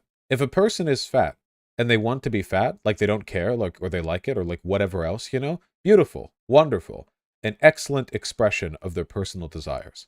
But if they are fat and they would secretly rather prefer they are skinny, like they would rather that, and they don't act on it, so convincing themselves that they are actually happy with how things are, that is weakness, which is shameful. There's no shame in being a thing that doesn't hurt other people. There is shame in being unable to follow your desires. Same with sociability, you know? You see a lot of this with the men, too, don't you? Are there not many leftist men who are just... they're okay with being like that. And what is it that they like? What is it that they are? Skinny fat, shy, lacking in confidence. Oh, well, they have abandoned the toxic elements of masculinity. Are you okay with that? Don't you secretly wish you were actually some confident, big, muscular? At least some of them do, you know. That's the thing. You have to know. How do you know if it's your desire or others' desire imprinted on yourself? It's an introspective thing. There's no way to externally tell. I'm only shooting in the dark here. There's no real way to know, like, from the outside, whether or not a person's desires are authentic or just a way of coping. So you're saying overweight people are weak? No, I said the opposite. I said people who want something but are too weak to admit to themselves that they want it and then can't achieve it are weak. Being fat, if it's something you want to be, does not make you weak at all. You can be a wallflower if you want. You can be whatever if you want. Again, don't hurt people, you know, but it's fine. But you should be the things that you want to be. Yes? No? I think you should be. It's reaching your potential. What if I'm unable to tell what I want? That is a personality flaw. Think on it. Experience life. Learn what things you like.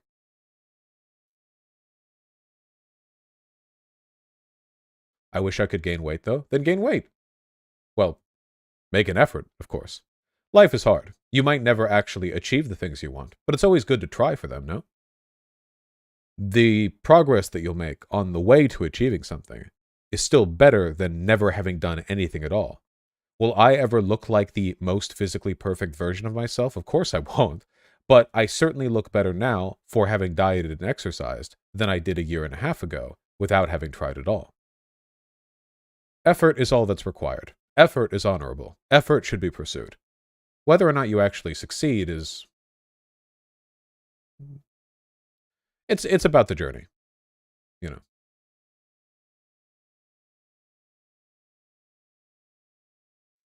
Yes, weight gain powder and protein powder can be very helpful.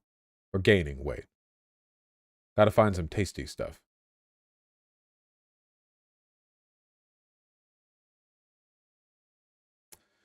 What if I want to be a drug addict? It's not escapism, it's just what I want to achieve. I don't think that's applicable in the same way, but if a person really authentically does want to live that life, then you know what? Go for it. That being said, the idea of a person wanting to be a drug... I mean, you can do this if you want, you know.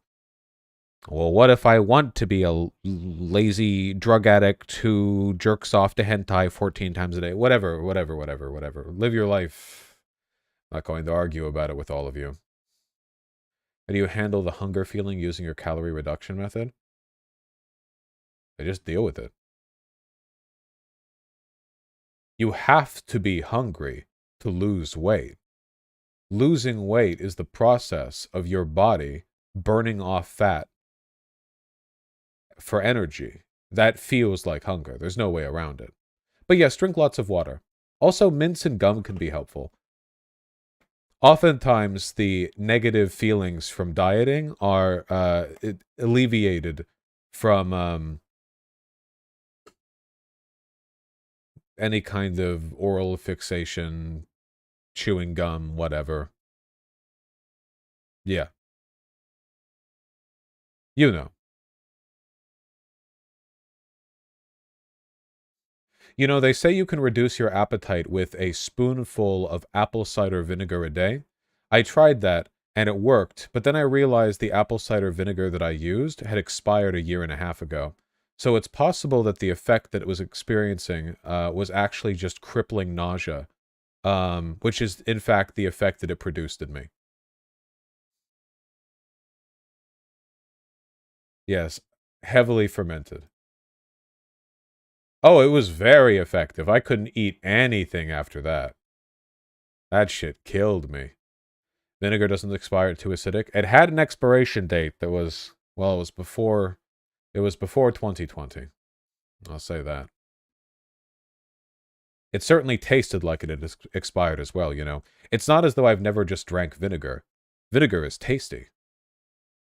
Yeah, Gele. Vinegar is useful for a lot of stuff. Laundry. No? Have you never had fish and chips? In the Bongo states, they use vinegar as a topping for French fries. If you can use something as a topping, you can have it on its own. Okay. Vinaigrette is literally a thing. True, though vinaigrette is far more digestible than just vinegar.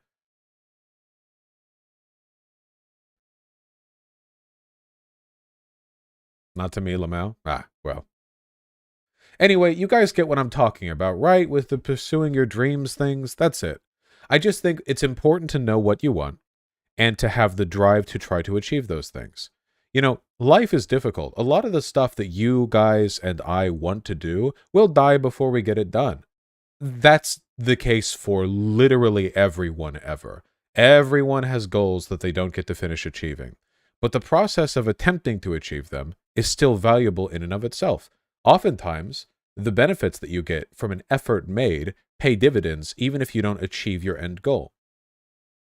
Like, you don't want to achieve all your goals. Imagine being 58 and achieving all your life goals and being like, oh, okay, I guess I'm done. Like, but no, what? Then you make new goals and you achieve them, and eventually you're going to have a set of goals that you die before you finish them. That's good.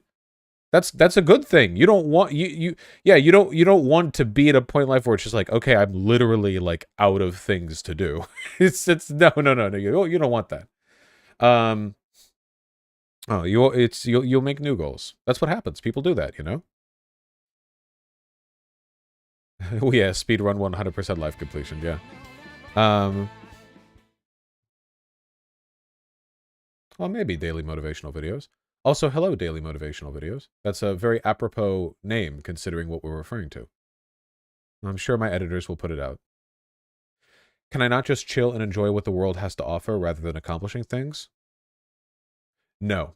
I deny you that right. Your ability to chill and enjoy things are going to be positively affected by personal skills and experiences that you develop. See, much like one's appreciation for music is refined with a good ear, and one's appreciation for film is refined through watching more of it, your appreciation for life will only grow greater if you have experiences through which to reckon with it, you know, challenges to overcome. It's a very human thing. If you ever want to get out of depression, by the way, and this is one of those, you know, forehead just do X things, but general attitude, very, very general attitude, is one of the best ways to get out of depression is to set goals and then accomplish them. See, your brain, evolutionarily designed to overcome obstacles. That's why we conquered the planet, you see. So if you set an obstacle and you overcome it and you accomplish something, your body is hardwired to reward that experience. Of course, this doesn't cure depression, but it's a thing that can be done to help. That's why it's very important when you have depression to set small goals and accomplish them. Oftentimes, people who are depressive will let their house fall into a bad state, and then it's like, okay, well, I feel a bit better today, I'll clean the whole house. Of course, you can't clean the whole house in one day if it's been a long enough time. So then they feel bad because they can't do it, and then that cycles back into the depression, you know. So you do smaller stuff. It's, today I will shower, and I'll clean these dishes. I will clean my desk. I will do this laundry, you know. And when the small goal is complete, it feels excellent. You know, even if you're depressive, there's some reward center that's lighting up. And that's very good. And that's all life is, by the way. All life is a constant set of challenges that you set for yourself or that life sets before you, and then you either overcome them or you don't. That's it. That's all life is, distilled to its simplest possible form. Every personal, interpersonal, intrapersonal, life, everything. It's all just obstacles to overcome and a little accomplishment. You know, every conversation can be framed that way. Not adversarially, confrontationally, or transactionally, but as a simple challenge from you to have a good experience with that conversation and to hopefully give them a good experience too. And if you succeed, you feel good. And if you don't, there's always next time. That's fine. That's life.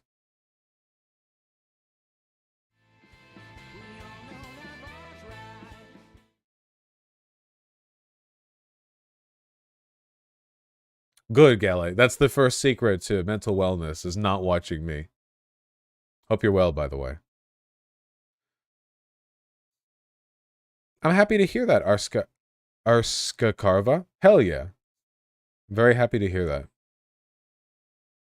Does this mean Snoop Dogg is a life completionist? Snoop Dogg does do a lot of things. He certainly has a wide range of life goals.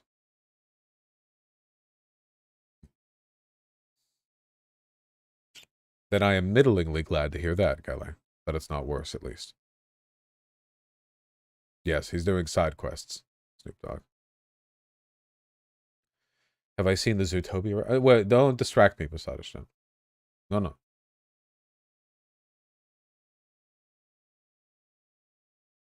After hearing one of your workout talks, I actually did start working out. Everybody should work out. I don't think there is any excuse to not work out.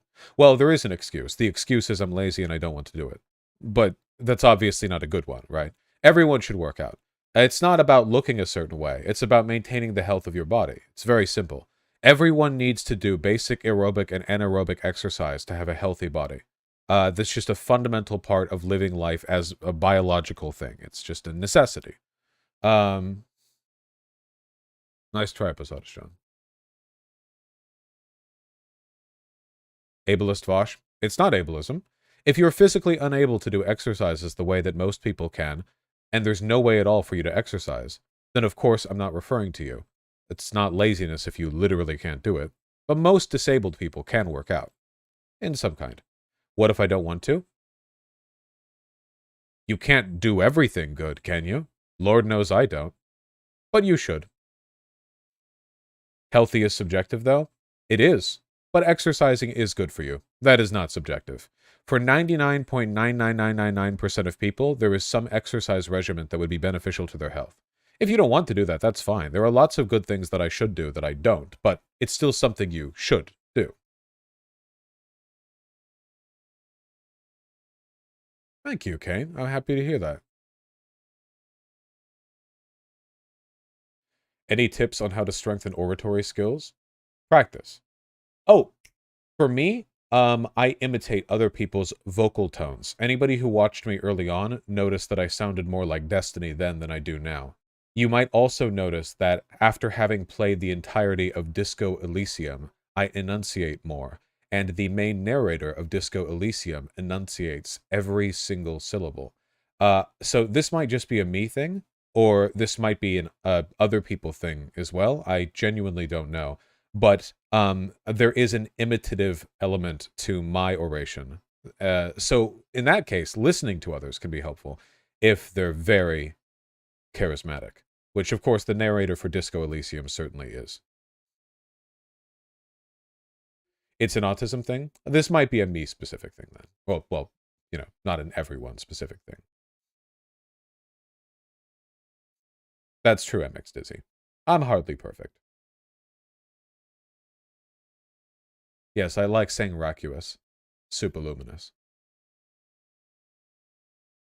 Ham sandwich. Of course.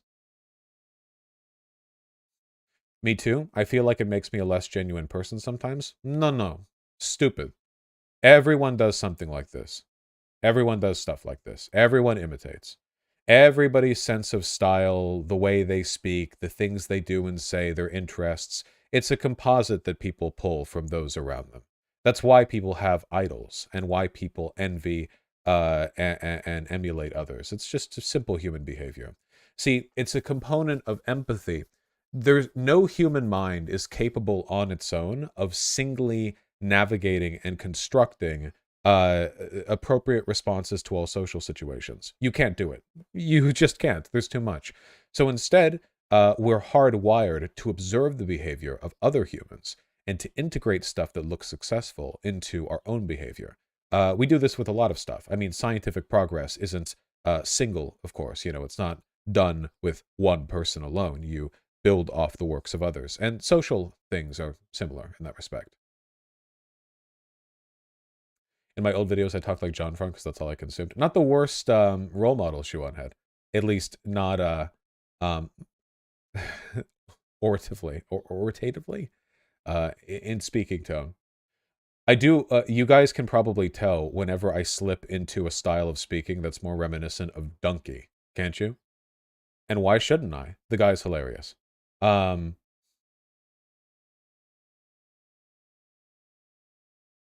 Oh, that's a big boy. Like that, when I talk like that. Like I purse my lips and I talk through a strained throat. Yeah. Verbal mimicry. It's something that many people do. Not even close. Yeah.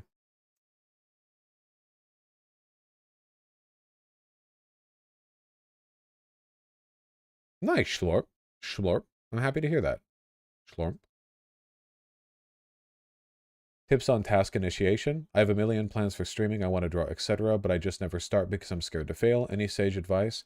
Well, unfortunately, a lot of people are limited in their lives because they're terrified of failing, which is very, very dumb. Everyone fails all the time at everything. There is nobody who is so competent at all the things they choose to do that they never experience failure. There are no real consequences to your failure, by the way. You know this, yes? You're not a bridge engineer. It's not as though your failure will lead to people dying. You know, your failure just means that you gained nothing from your experience except experience. What's wrong with this? This is a good thing. Even failing in social interactions. People are so terrified to fail at social interactions because they don't want to get bad first impressions with others. Who cares? Maybe some people get a bad first impression. Whatever. As long as you weren't doing anything malicious, harmful. Again, you know, I'm leaving out like bad behavior here. Maybe people think you're awkward or a bit weird. So what? Who cares? A lot of these people are never going to see you again, though. I've seen people who are insecure about how perfect strangers feel about them when they're never going to see each other again. people who live in cities, people who, you know, some barista thinks you're awkward. Okay. What, are they your boss? Ridiculous. Again, that's not an excuse to be weird to people, like make their day worse for no reason. But if they think you're a little awkward, you know, you leave the Starbucks, you know, you were a tiny bit awkward. You're at a store and you pull out your phone to see something and a music plays a bit too loud. You quiet it down. Someone gives you a weird look. Who cares? They're going to stop thinking about you 8 seconds after you leave the place. You're going to keep thinking about them until you fall asleep that night, and probably the next morning, too. This is why people with insecurities are often so self-centered. Not intentionally, it's not a malice thing. But people who worry about how others think about them often overestimate the extent to which others think about them. You have been in classrooms, no? You have seen people give public presentations that are maybe, delivered a bit awkward, or they forgot a line for a second or whatever. How long did you continue to remember that experience of theirs? 5 seconds? Did you care? In your mind, you probably just felt a bit of empathy for them, no? If you do a little fuck up publicly, nobody cares. Nobody cares. And you know what? If you do a big fuck up publicly, you get to live forever in their mind as a story. Don't forget that, too. If you do something genuinely embarrassing, then you get even better outcomes. Not only is it not a big deal, not only is it not something you should worry about, but you now live forever as an icon in their mind. And what is the negative effect to you? What if you stumble and slip in a store? I see people, they beat themselves up over this years. What kind of human does that? You know, humans slipping, it's like one of the most fundamental things we can do, right? Like we're bipedal. We're one of the only bipedal animals. You know, oh no, you stumbled for 1 second, one time for the entirety of the entire calendar year that you're in, and someone saw, and you're just gonna think about that. Months later, you know, that woman saw me briefly lose balance. Nobody cares. Ridiculous. This is bringing up bad memories. Why are they bad memories? Did you hurt someone? Is someone dead? Have you dismembered people? What is a bad memory? Should bad memories not reflect on real negative things happening? Not some, like, pithy little nothing you worry about some stranger thinking you're what? Goofy? Clumsy?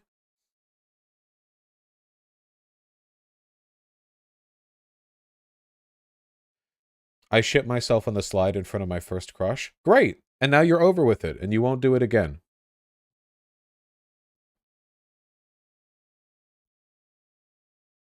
What, are you still hurting someone? Are your shit pants in the room with you right now? What, you still think of this? Why do you let the ghosts of yesterday haunt you today? I know you do, Shu. They're chains. Those shit pants exist only in the minds of the people who choose to think about it. You're choosing to think about it. You can think about it if you want. You shouldn't let it bother you, though. I remember embarrassing things I've done. They just don't bother me.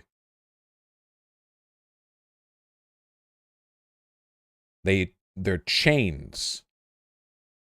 You're swimming in an ocean, and the shit pants are chained to you. You sink. It's called shame. Have you never experienced this? I think, generally speaking, people should be ashamed of things that actually hurt others. People should be ashamed of shameful things, like morally negative experiences or elements of their character that are hurting themselves or others. I think shame should be a tool to guide people towards good behavior or to help them reflect on the things that led to previous bad behavior. Stuff like that, you know? This is not applicable with the shit pants. If anything, it should be funny, no? Yes. People should be able to laugh at themselves. Well, of course. And I think, to be fair, a lot of people with insecurities do know how to laugh at themselves. It's that it's very difficult to laugh and also not to feel genuine embarrassment. But the embarrassment is irrational. You're lying in bed at night, it's 2 a.m., and you're laying there, and you just think, remember that time when I was in high school and I totally biffed it in front of that cute girl? what utility do these thoughts serve? Are you atoning? Are you addressing something? Are you improving something? Are there moral outcomes you're improving? No, nothing. Your mind is torturing you for absolutely no reason. And I don't think, by the way, that that should be normalized any more than we should normalize like any other irrational, negative, delusionary behavior. Like people who have suicidal ideation or depressive people who think that they're so bad and everyone hates them even though their brain is lying to them. In any case, your brain is lying to you. You're torturing yourself for no reason. Not to say it's necessarily a deliberate thing. It's usually a anxiety response. I'm not saying you're doing it like intentionally, but it's something that should be overcome. You get me, no? Your glasses are scuffed? I know my glasses are scuffed. You probably need a new one.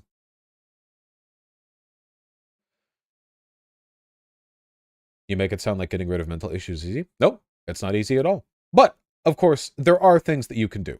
You know, getting rid of depression and anxiety are not easy. Not even remotely. Getting rid of them isn't even the right term to use, really. But there are always things that you can do to alleviate symptoms and improve behavior. And I think that learning to not be so concerned over meaningless, shameful things that you feel you've done years ago that have no moral weight today, I think that's part of it. Yeah. Because people are afraid to death of cringe and it's very powerful.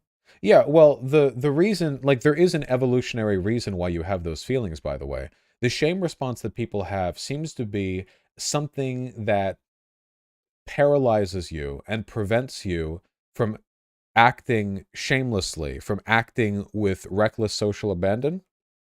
Because back when humans lived in tribes, being socially intolerable to others would get you kicked out of the tribe, no?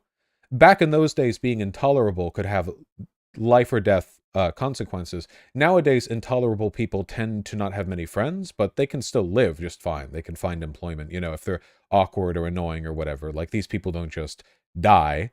But just because something has some dubious evo-psych explanation doesn't mean it's justified, right? Like, there's no reason to think these ways, especially because we're now capable of interpersonal communication and can explain away awkward situations. Sometimes they can be bonding experiences. You know, this is one of the reasons why in all of the anime that you guys watch, very often a sign of two characters bonding is when they share embarrassing experiences with one another. Is that not a frequent sort of indicator of people getting to know each other better, right?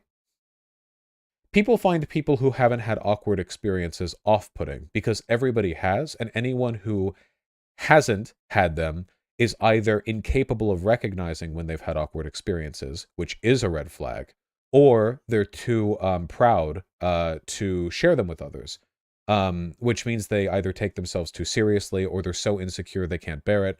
Either way, potentially red flags, you know.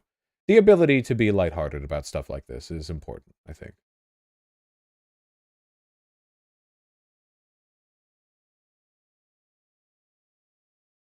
What are your thoughts on dealing with regret? I've made decisions where I've put my parents, making my parents proud over my own happiness, and most of the time I'm not really bothered with my actions, but I have days where it eats at me a little.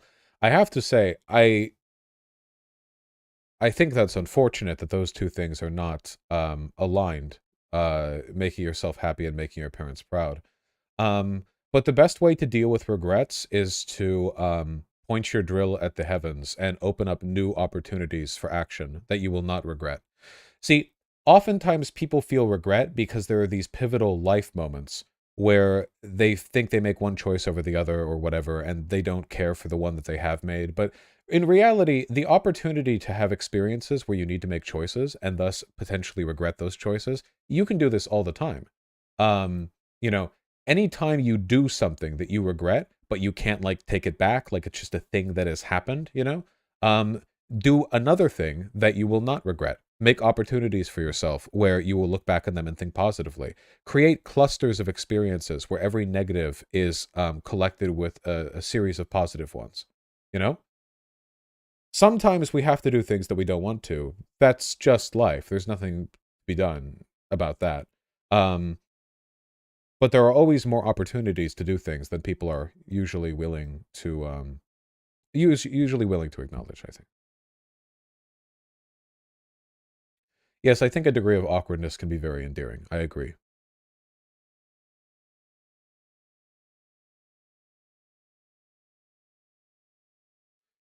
When are you past the point of no return, though, Vosh, with the regrets and stuff? Idiot question. There's no such thing. Past the point of no return is when you die. When your heart stops beating. Sorry, it's not an idiot question. When your heart stops beating, that is when you are past the point of no return, vis-a-vis regrets. At that point, you've done it. That's you've gone. That's the point of no return.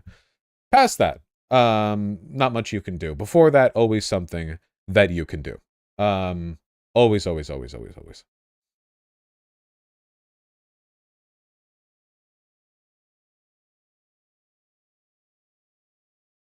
I think a major thing is being able to not take yourself too seriously. Yeah, that's just a good good life skill in general. All right, I think we caught up on all the conversation that people were having. Aquapen, thank you for the tier 1 sub. I'm very happy to hear that this stream has made you feel better. You guys aren't going to like the next segment, which is one of the reasons why this one has been going on for so long. Christ, move on. I will move you on to Christ, by which I mean... you're dead, son. There we go. A limitless patience for banning people for complaining about the stun locks. What is a segment if not a prolonged and focused stun lock? No?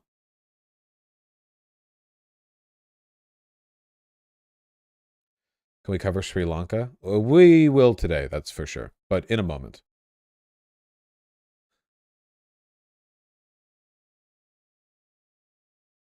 Alright, are we caught up? There we go. It had been too long since we talked about a lot of that stuff anyway.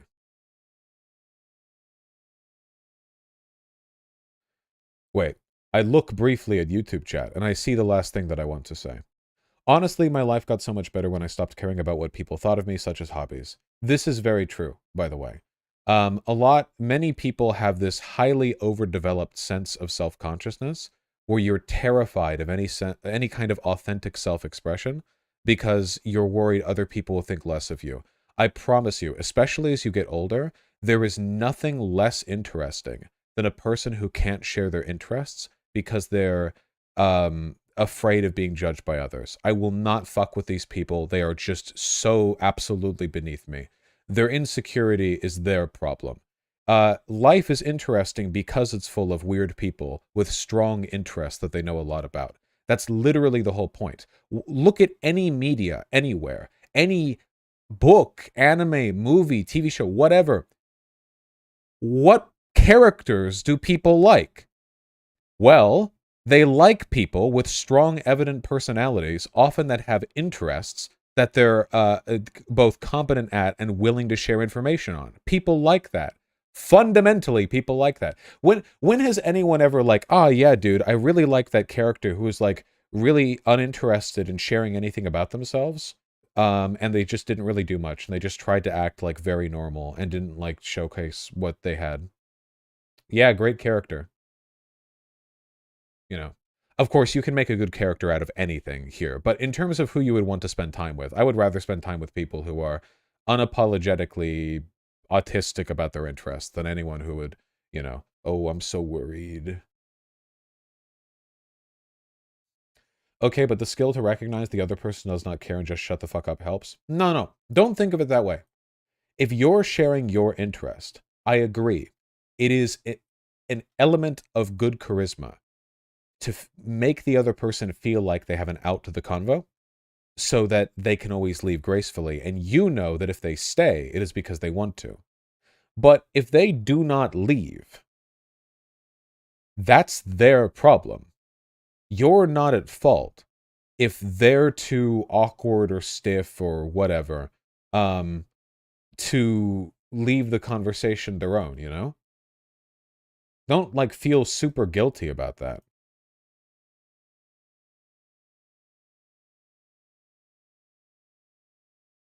You've started sounding a bit French-vosh, no? Yes, I hate that. I thought about that.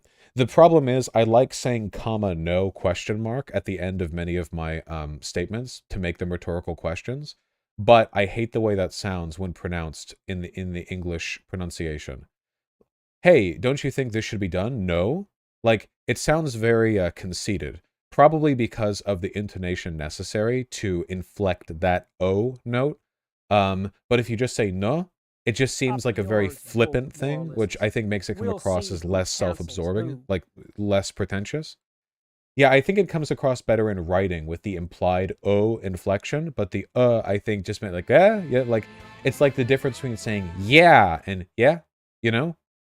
It just so happens that that pronunciation of O is what the Frenchies say. Use Japanese ne at the end and say, ne? You guys like my mental health advice? Ne? Ne? Oh, chat-chan.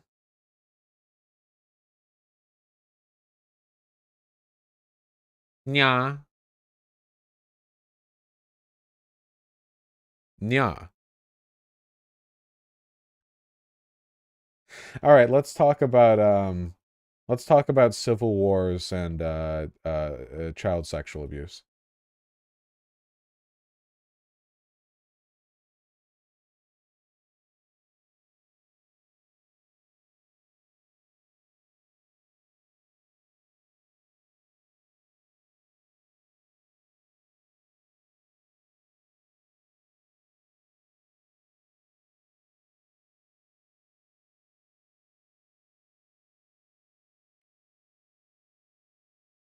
All right. So I'm a little bit late on this one. I kept forgetting to talk about it, which is a shame because it's incredibly important. There have been massive protests in Sri Lanka that have led to, among other things, the president's mansion has been overtaken with protesters. We've actually been getting like TikTok videos of people in the presidential manor, like sitting on fancy chairs and stuff. It's phenomenal. You know, it's absolutely fantastic. You know, purely from an aesthetic point, there was something on Twitter somebody said that I agree with fully, which is that stuff like this, you know, things may have changed since the 16th century, but images like this are still like the heart-wrenching terror of the ruling class, you know? Sure, capitalism may have evolved in the past century and a half, but the idea of the proletariat just saying, no, this is ours now, and taking things owned by the elites remains a very real concern for powerful people, a very real problem for them. There are lots of images of this packed to the gills. You see, which is very funny. Everyone's having a good time. We got the selfie sticks out here, guys taking a selfie, having fun, having a good time, vibing. Where were you when the Sri Lankan presidential manor was overrun by protesters? I was probably sitting in my computer chair, but you get what I'm talking about. Ah, look at that. Whew. That's the same building, right?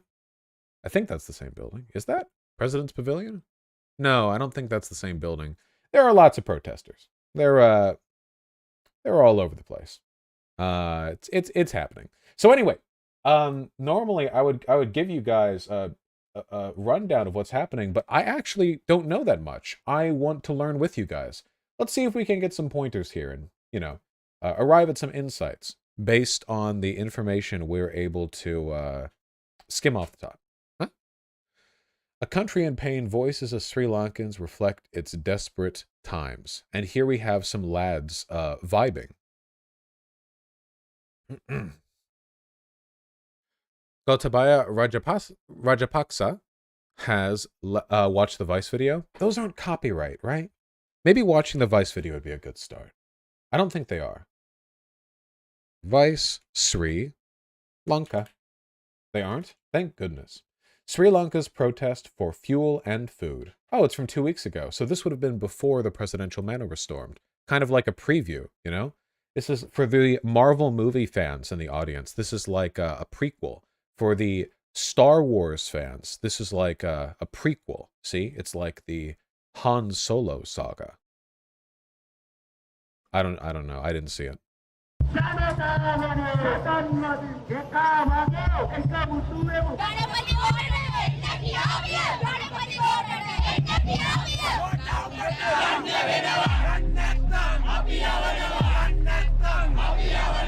We are in central Colombo, where hundreds of these student protesters are right now making their way towards President Gotabaya Rajapaksa's house. They blame the president and his whole family, really, that have long ruled this country for destroying its economy, and they want to see them removed from power. But standing in their way are busloads of riot police. Isn't it crazy looking at a country like this, which is probably on the whole less democratic than ours, and seeing that their police are like 1/80th as militarized as ours? Like, these dudes are literally just wearing button-up shirts with like motorcycle helmets, and then you look at our cops and they all look like fucking RoboCop. I don't actually know that much about Sri Lanka. Let's do a bit of a dive here. Hold on just a moment. The only thing that I know about Sri Lanka really is that it's off the coast of India and that it's a perplexingly satisfying teardrop of an island. Like, isn't this kind of weirdly smooth looking for an island? Aren't islands normally more jagged than this? It's like a pear shape, you know? I think it's pretty. Yeah, I think that's kind of neat. Yeah, it's right off the southern coast of India. Here's its world location. There we go. It's not colossal. I mean, you can see for rough size comparison here. You know, I mean, maybe if you stretched it out like a third of Vietnam. No, it's not that big. Let's see. Sri Lanka Wikipedia. We're gonna find out today. Learn lots of stuff. Here we go. All right. Sri Lanka, known as Ceylon and officially as the Democratic Socialist Republic of Sri Lanka. Whoa! Calm down with the based shit, huh? Island country in South Asia, Indian Ocean. Population of around 22 million. That's nice. History goes back about 3,000 years. A lot of complicated stuff that going over would be quite difficult. I'm primarily concerned with its economic development and its political structure. So let's see. Geography. Ah, pear-shaped. They say it right here. Look at that. Perfect. Climate, tropical and warm. Flora and fauna. They have elephants. Very good. Very important. They have leopards. Beautiful. Big cats. Meow. And they have this flower. That's good. Sri Lanka is the Democratic Republic, unitary state with a mixture of presidential and parliamentary system, the oldest democracy in Asia. Most provisions of the constitution can be amended by a 2/3 majority in parliament. Interesting. That's a pretty easy constitution to change. 2/3 majority in parliament can change most of the stuff in the constitution. That's a basic clause, language, religion. All right. Political culture is a contest between the two rival coalitions left by the center-left and progressive United People's Freedom Alliance, an offspring of the Sri Lanka Freedom Party, and the comparatively right-wing and pro-capitalist United National Party. To where does their president belong? Former president. That's how ours works? No, changes to our constitution require ratification from states. I believe the UNP. Sri Lankan Civil War was fought up until 2009. Wowza. Up to 70,000 people have been killed by 2007. The UN estimated about 100,000 deaths at the end of the war in 2009. Sri Lankan state has been subject to much criticism for violating human rights, war crime, bombing of civilian targets, massacre of the Sri Lankan Tamils, and sexual violence. Using child soldiers, assassination of politicians, suicide bombs. Okay, all right. A lot of stuff going on there.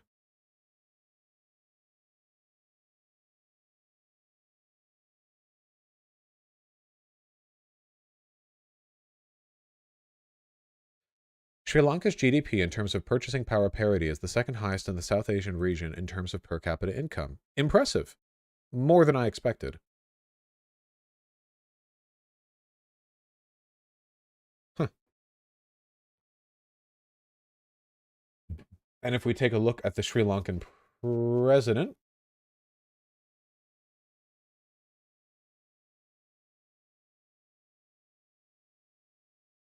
no, this is Ranil Wickremesinghe is the acting president as of like 2 days ago. As for the guy who has been ousted, let's see. Okay, this is the guy that they were mad at.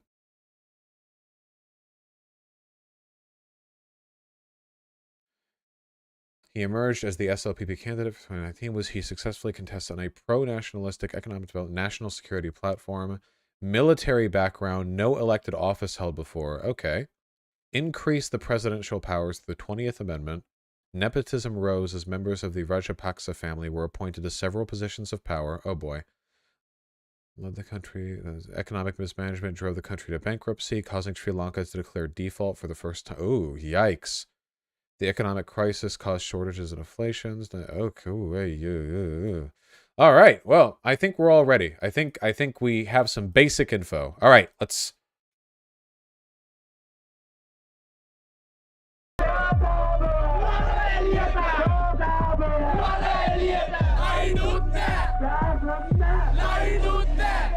Sri Lanka is facing its worst financial crisis since becoming independent in 1948. People here can't get basic goods, and they blame the ruling Rajapaksa family for pushing the country to a breaking point.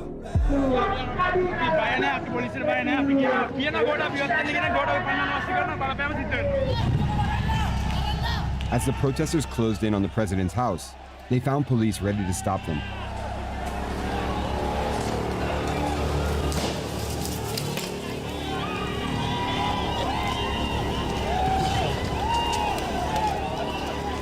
Student protesters just faced off against the riot police who used tear gas and water cannons trying to disperse the crowd.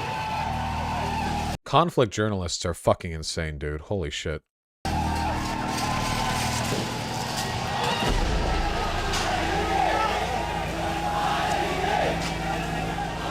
never seen anything like this. After the protesters faced off with...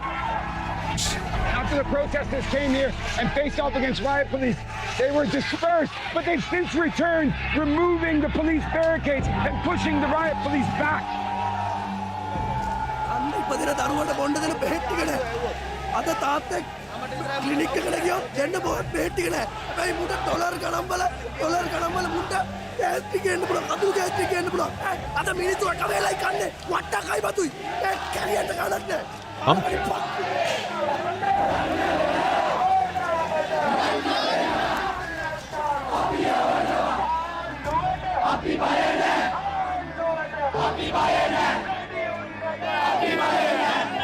These protesters have every... Is tear gas really that expensive? As I understand it, tear gas tends to be expensive because isn't it usually purchased from like American or Israeli military firms? Like I think we kind of hold a lot of global tear gas production, so when they're buying it from us, which means they're like that's going to be really expensive compared to like any kind of locally produced basic necessities. France exports a lot too. Yeah, as I understand it, it's a pretty centralized production of those things, you know. And that, yeah, the defaulting on their debts probably made everything pretty expensive. Every reason to locally, so be environmentally conscious, okay? Locally source your tear gas. If the tear gas at your local mart doesn't have a made by Sri Lankan chemical manufacturers sticker on it, then you do not want it, okay? The UN says 4 out of 5 Sri Lankans have started skipping meals because they can't afford to eat. We are presently undergoing a severe economic crisis that has profoundly impacted the lives of all Sri Lankans. President Gotabaya Rajapaksa. What are protections for American press members somewhere like that? Well, you're never supposed to attack press. Generally speaking, if death or injury comes to a Western journalist, though, like, there are major consequences in terms of, like, PR. Because usually that shit, like, that makes, like, international headlines, and then the American, like, government is like, yeah, we denounce this, and it usually leads to, like, worsening relations. It's pretty bad. Yeah, press are protected by international law. That doesn't stop them from getting killed. Yeah, sorry, unless you're Israel. If you're Israel, you can just fucking murk, you can deliberately snipe, journalists with, like, no consequences because you're being protected by America. Yeah. Who's the latest member of the Rajapaksa dynasty to rule Sri Lanka, blames the crisis on the pandemic, Saudis, yeah. global inflation, and the war in Ukraine. But his critics say his decision to implement the biggest tax cuts in the nation's history, despite Sri Lanka owing $51 billion in foreign debt, is what collapsed the economy. The crisis severely worsened in May, when the country's foreign reserves dried up, making it difficult to import basic goods like medicine, cooking gas, and fuel. At gas stations, the lines stretched for miles.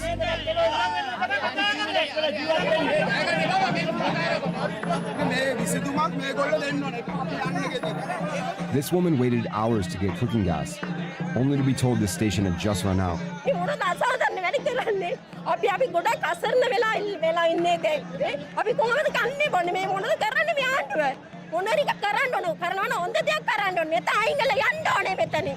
At other stations, the owners have even asked local monks to try to keep everyone calm.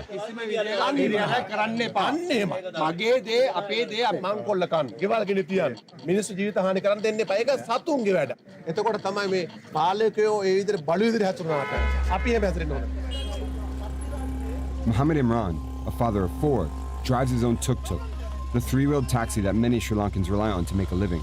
Yeah, quick pointer, by the way. Okay, really quick pointer, all right? America'd be better if these were our cars. I unironically believe that so much of car culture would be better if instead of people driving around like gigantic fucking $35,000 double-wheeled pickup trucks they're never going to use to haul anything heavier than like 50 pounds, if people are beeping their way around on these tiny little duders, those probably burn dirty as fuck. Okay, yeah, but like modern, well-developed versions of these, you know. Yeah. They have cars like these.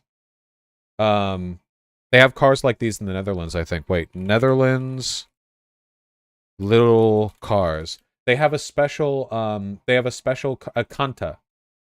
They're made for disabled drivers, and I think they're allowed to go down they're allowed to go down like bike paths and stuff because they can't go that fast.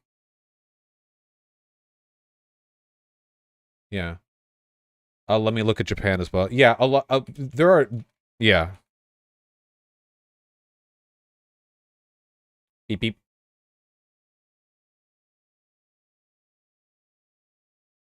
So like the moped of cars. Yeah.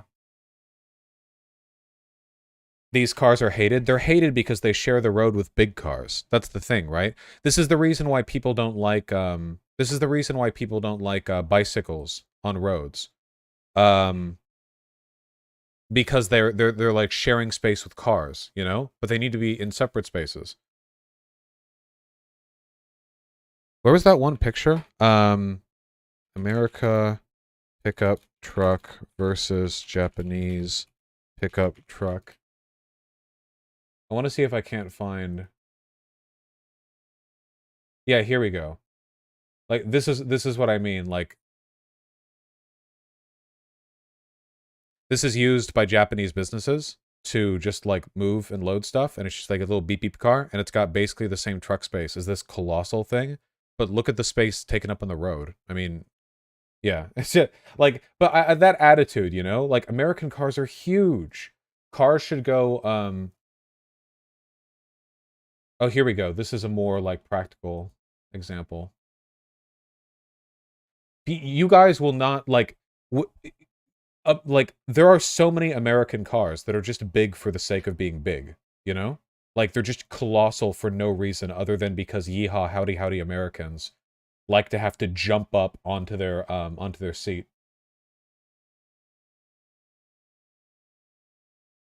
The taller hood kills more people? Oh yeah, this thing is like a fucking death trap. the bumper on the front of this is like the people smasher right here. Look at this thing. How the fuck does this bumper do anything? How do you roll over the hood if you get hit by this thing? But this shit comes up to like my shoulder. If you get hit by this, you go under, not over. You get hit by this thing, you double over at the waist, and you get to live, unless they're going at like 50 miles an hour or whatever. Yeah, this is the goddamn people mulcher, you know? The bigger one can fit 5 people comfortably. You can find sedans that can fit, like, yeah, this one has 2 seats because it's a truck, but like, if you don't simultaneously need like 6 people and the truck bed for like 99.99999% of situations, you know? If you need to move shit, bring the truck, and if you need to move people, you can... We don't need cars this big. I'm not getting into it. We're learning about Sri Lanka, okay? Hold on.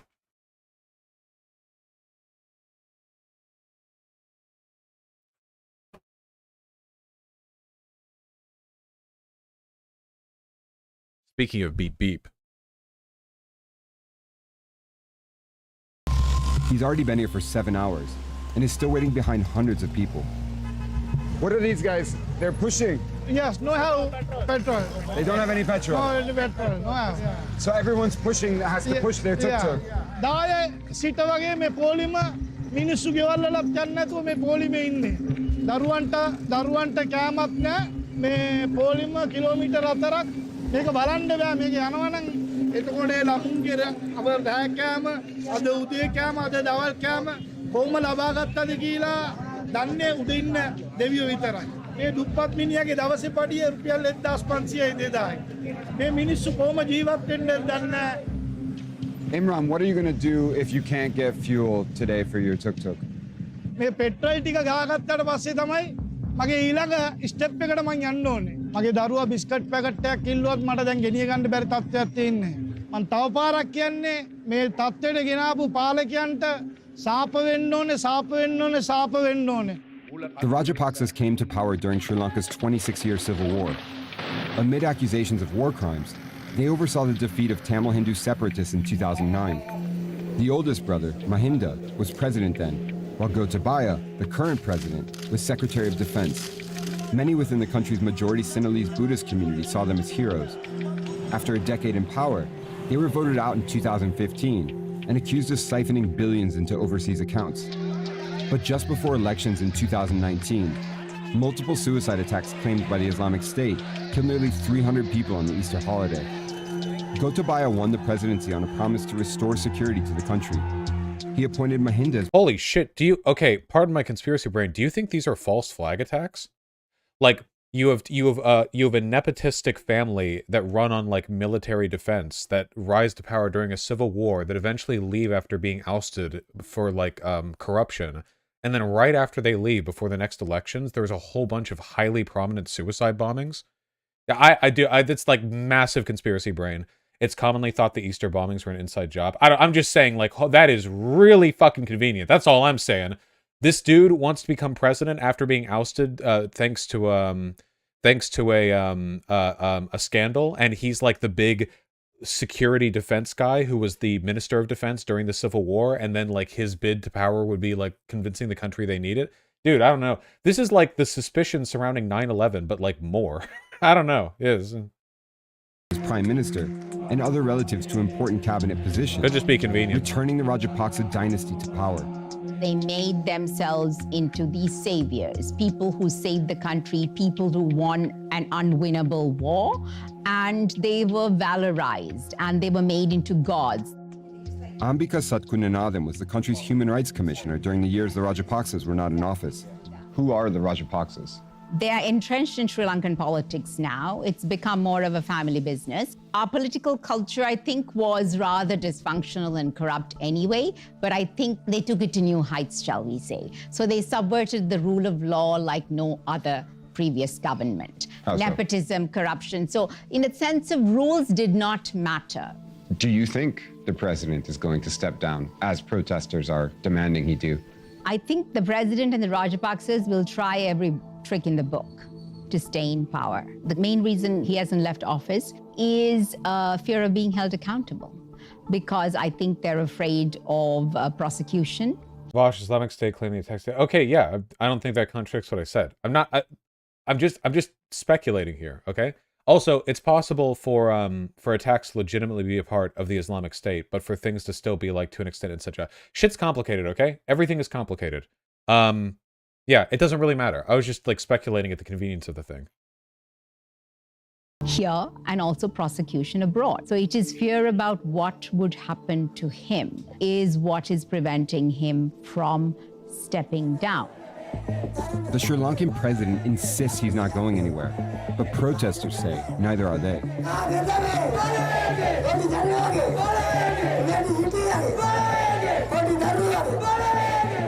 Since April, hundreds have been camping here on the main road outside of his office. M.A. Mahinda is a former soldier who lost his leg while serving in the Civil War. Before the economic crisis began, he was a staunch supporter of the Rajapaksas. මොකද මේ රටේ අපි අතපය දන් දීලා බේරගත් රට අවසන් කරාට පස්සේ මේ රට සෞභාග්‍යයට ගෙනියනවා කියලා මේ රට විනාශ කරා.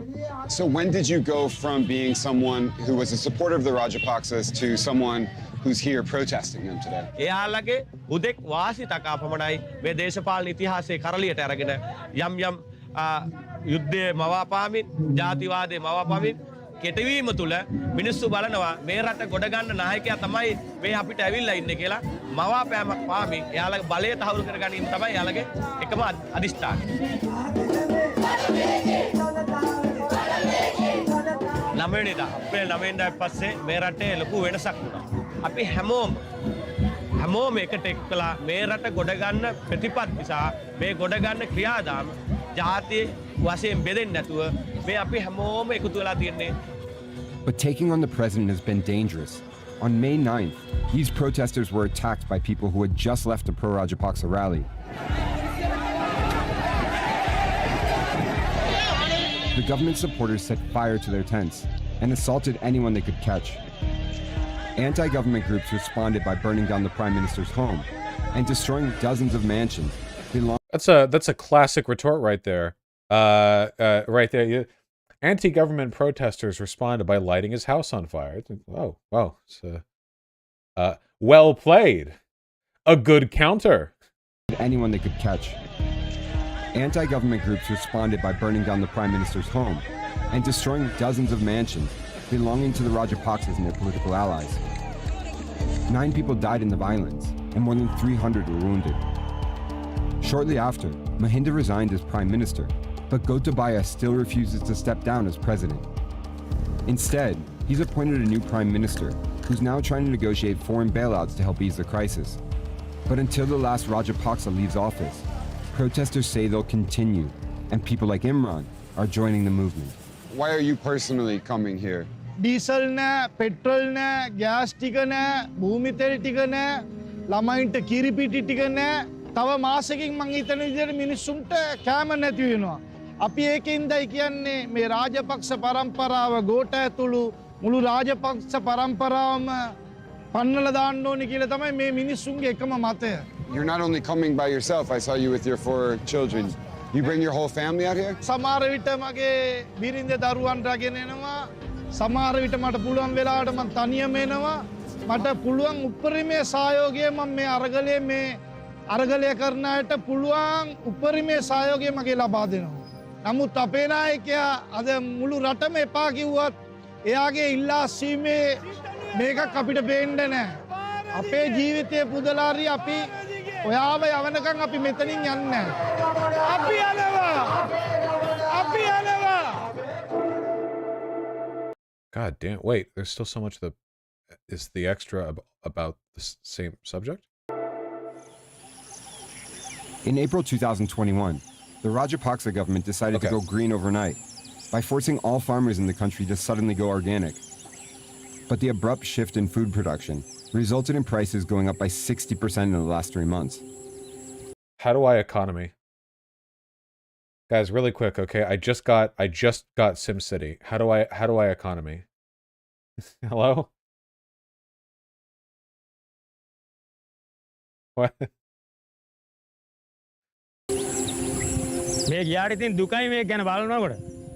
Wait, also, what does that mean, go green? Go green like what? Like less meat production? Different types of of fertilization? What, or go organic? Yeah, but like in what way? No artificial fertilizer? That's important. What, really? You need that. That's important. Yeah, Pigeon? Do you also think that's important?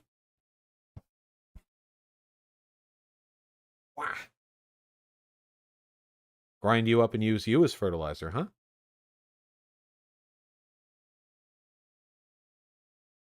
Yeah.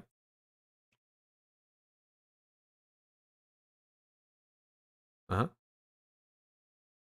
Uh-huh. Yeah. Did you just eat food? Is that why you keep licking your lips? What?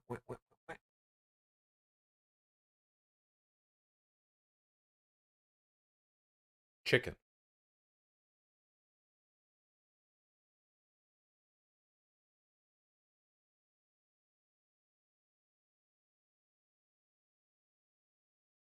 Chicken. Oh, thank God she didn't have her claws out. Be free.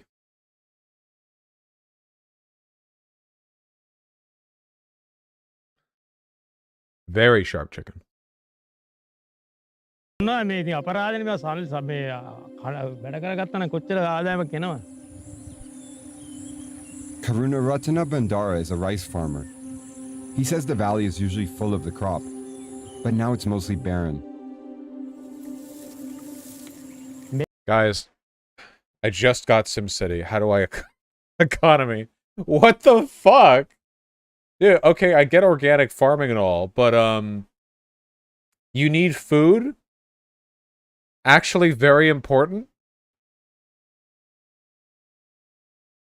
Organic also means no antibiotics to the animals. You have to, like, transition into this, okay? Like, don't get me wrong, I'm all in favor of green energy, but if Biden was like, all right, Jack, and he hits the button, and the button turns off all, like, oil and coal and natural gas consumption and production in the United States immediately overnight, that would actually have negative outcomes. Now organic is not green. I know, I'm just trying, okay.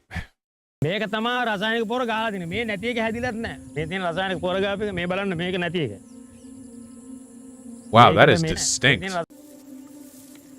මේක තමයි රසායනික පොර ගහලා දිනේ. මේ නැති එක හැදිලත් නැහැ. මේ තියෙන රසායනික පොර ගාපු එක මේ බලන්න මේක නැති එක. මේකට මේ 100ට මේක ලැබෙ අර වෙනදා තිබුණු ආදායමෙන් 105ක් ලැබෙයිද කියලා කියන්න බැරි තරම් මේ. මේ ගොයම මේ ගානට නෙවෙයි තියෙන්නේ මේ ගානට තියෙන්න ඕන ගොයමක්. මේක පොර නැති නිසා අද මේ තත්ත්වෙට 105ක් මේක දැම්මේ පොඩ්ඩයි පොර. ඒකෙන් තමයි තියෙන්නේ. නැත්තම් මේ ගානට තියෙන ගොයම. අද බලන්න මේ තත්ත්වය. අනිත් එක මේ කුඹුරු යායේ ගත්තාම මේකේ මං අර කුඹුරු ගන්නවා කුඹුරු මේකේ 105ක් වගේ නෑ මීට වැඩිය තව ගොඩක් කුඹුරු අත්හැරලා තියෙන ඒකයි. It's actually believed the president done this to get carbon credits and transfer the gains from the carbon credits into his own pockets. If that's really the reason why, if this was just some bureaucratic way of siphoning money off of, like, subsidies, that is insanely evil. Jesus Christ. Realizing the policy was not working, the government reversed the fertilizer ban last December. But because of the financial crisis, there's still no money to import it or bring back the subsidies for farmers. Okay, so did they get carbon credit benefit? Hold on.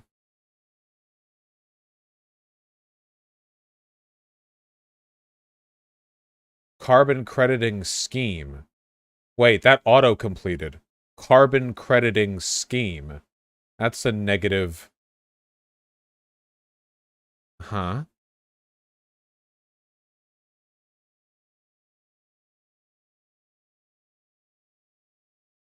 Oh no, is that the actual name? Sri Lankan Climate Fund Ministry of Environment. National offset scheme established for supporting local clean projects to benefit from climate.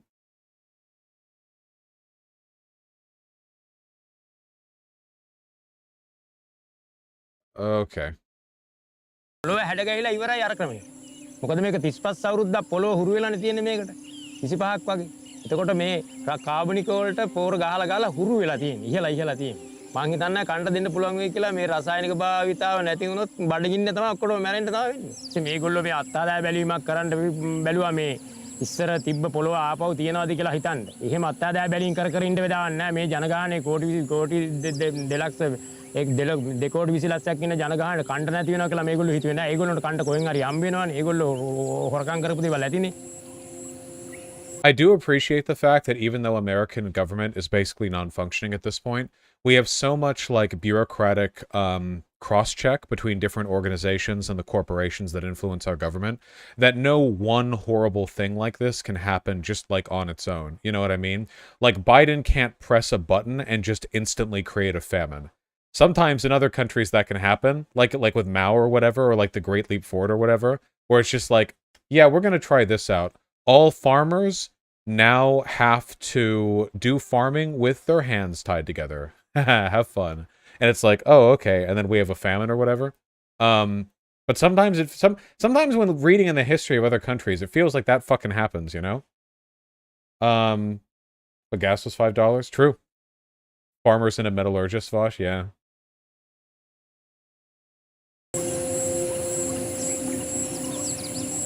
Exactly, newest for film. I'm Michael Lermont, editor. That was a really good video. Man, dude, for like as many views as one of my debates get, this sucks.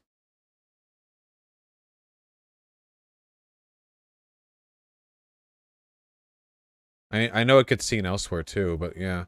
Keep in mind, this video was taken well before the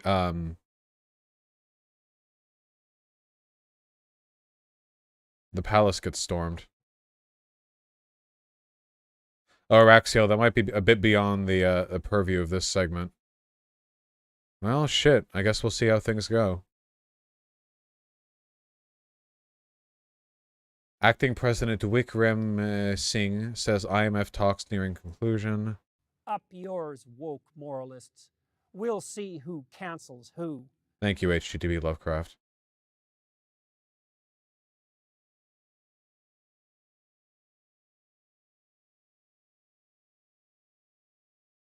Huh.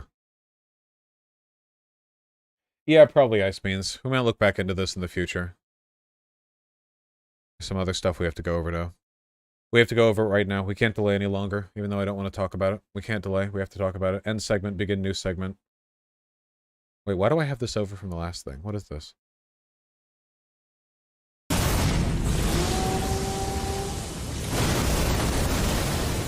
I've seen this before. Only in other people's playthroughs, though, not mine. This only happens, like, very occasionally in the second second thing. Good game.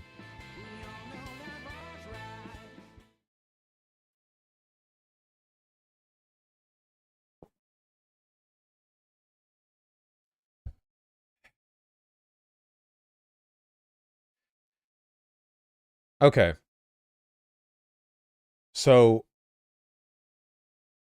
I don't really know how to talk about this because there's such a mishmash of information that it's kind of complicated, and so much has happened, and it's turned into a really wild story.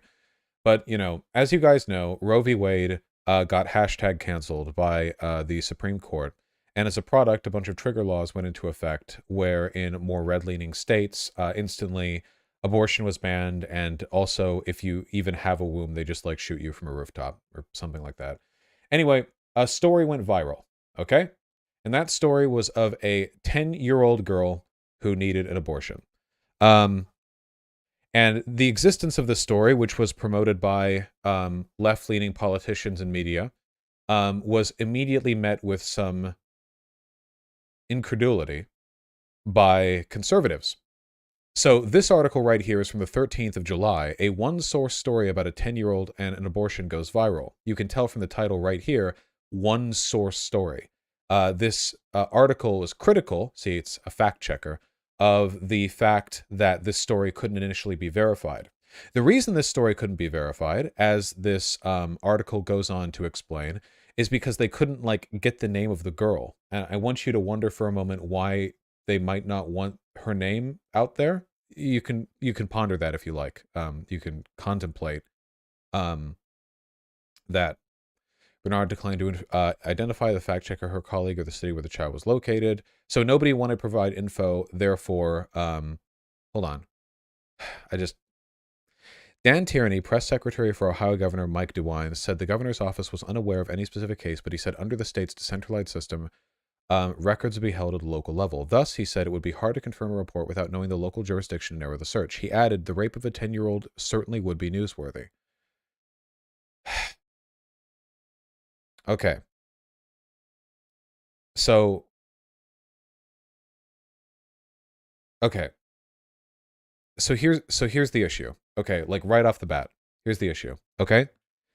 Really sucks to admit this, and no one takes tremendous pleasure in acknowledging this, which is why a lot of people don't want to, but 10-year-old girls getting raped, not crazy uncommon. Not here, not anywhere. It's a thing that happens.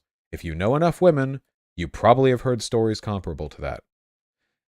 The more noteworthy element of this story is the fact that it actually resulted in a pregnancy. That is biologically unlikely. But the idea that the rape of a 10-year-old would be innately newsworthy, if it was, then we would be seeing a lot more news of it. Unfortunately, a lot of this stuff happens under relatively covert circumstances. The fact that this was being treated like some untrue, unverifiable story to begin with from the right was disgusting to begin with. Yeah, obviously 10-year-old girls are going to be raped, and obviously some of them, unlikely as it may be in any individual circumstance, are going to get pregnant as a product of that. So yes, anti-abortion laws are in fact going to lead to situations like this, where they have to travel across state lines in order to get an abortion. That's not an unlikely outcome. I have a lot of news articles on the right. I'm going to try to pull them in the correct order here. Man charged with rape of 10-year-old who had abortion after right-wing media called story not true. Police say Ohio man confessed to raping a girl who went to Indiana for abortion following the right's attempts to discredit the story. Gerson Fuentes? Oh. How funny. 27, who was arrested on Tuesday, appeared in Franklin County, Ohio Municipal Court for an arraignment on Wednesday. Police investigator testified at the hearing that Fuentes had confessed to raping the girl at least twice. The arrest came after, so note this, the arrest, and therefore the record of the arrest, came after right-wing media had poured scorn on reports of the child's abortion.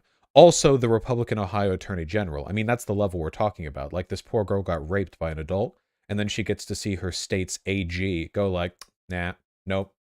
So keep in mind, there very well may have been a world where this 10-year-old girl was raped, and the rapist never got arrested, and thus this rape was never logged into the criminal justice system, and therefore would have remained eternally unverifiable by that standard. Believe it or not, a lot of rapists don't get arrested, and fewer still get, imprisoned. So, suggesting it was not true and too good to confirm. It's the Republican narrative following a 10-year-old girl getting raped, made pregnant, I guess. Victim in the case underwent an abortion in neighboring Indiana on the 30th of June. Police officer testified at the Wednesday hearing. You get the gist. Following the arrest of the perpetrator, our original article right here got the update. An arrest has been made in the case, providing additional confirmation. More details below. So this smarmy fact-checking article does get its update, additional confirmation. Like, in retrospect, I guess the initial story counted as its own kind of confirmation. Not like we were wrong. Whatever. Anyway, because we're nowhere near done, unfortunately. Here we go. Here's an example of the incredulity which was being supplied by, which was being supplied by conservative outlets and conservative opinions after the story was initially reported on. Too good to confirm. Biden told a tale of a 10-year-old rape victim that no one can identify. Because apparently the impulse that everyone has when a story that is not that unlikely takes place, they want to find the name, essentially dox the 10-year-old rape victim. I'm sure there will be no consequences to that. That wasn't the only output from the right wing, of course. We also have National Right to Life official claiming that the 10-year-old should have had the baby. Yeah, cool.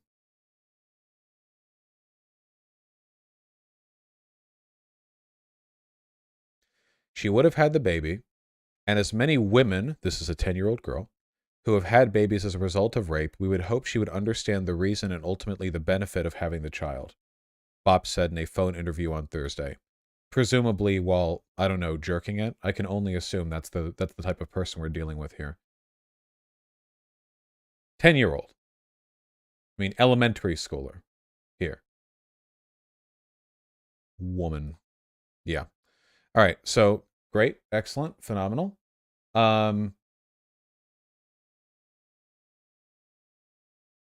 Which of these stories? I'm trying to get these in order. Up next, you may have noticed, for those big-brained of you, that the rapist in this case had the last name Fuentes. Funny coincidences aside, you might notice this is a Hispanic name. The right went immediately from denying that the rape had ever happened to shifting the blame onto the man who was an immigrant, is an immigrant. So it went from it didn't happen to, so it sort of in a seamless transition, we went from there is no 10-year-old rape victim to, look at all these Mexicans raping our 10-year-olds. The classic turnaround. 10-year-old girl was raped and became pregnant as a result of that violence. The child, 6 weeks and 3 days into an unwanted pregnancy, then had to travel from Ohio to neighboring Indiana to receive abortion care after a 6-week ban went into effect in her state following the Supreme Court decision in Dobbs v. Jackson's Women's Health Organization. 2 weeks after the story made headlines, a Columbus man who is reportedly undocumented, was arrested and charged with the girl's rape. Meanwhile, the Indiana Attorney General Todd Rokita threatened the doctor who provided the abortion with criminal charges, even though it has since come to light she complied with required reporting to the state. Yeah, we'll get to the threats that have been made against the doctor who performed the abortion in a second. Yeah,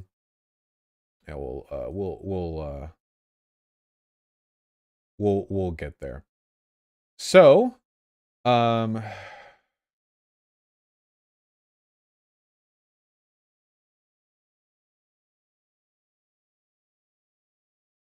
people picked up on this, that it was being shifted into an anti-undocumented immigrant story. And some Republican politicians are trying to reframe the story around illegal immigration. Naturally, of course.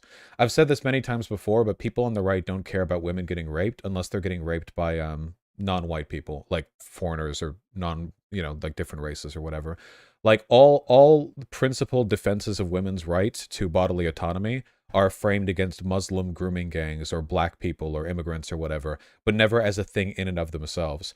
Any accusation of sexual misconduct from a non-white person is framed as this heinous threat against the sovereignty and beauty and untarnished virtue of white women. And any accusation of sexual impropriety against a white man is treated like hysterical whinging from feminists. So.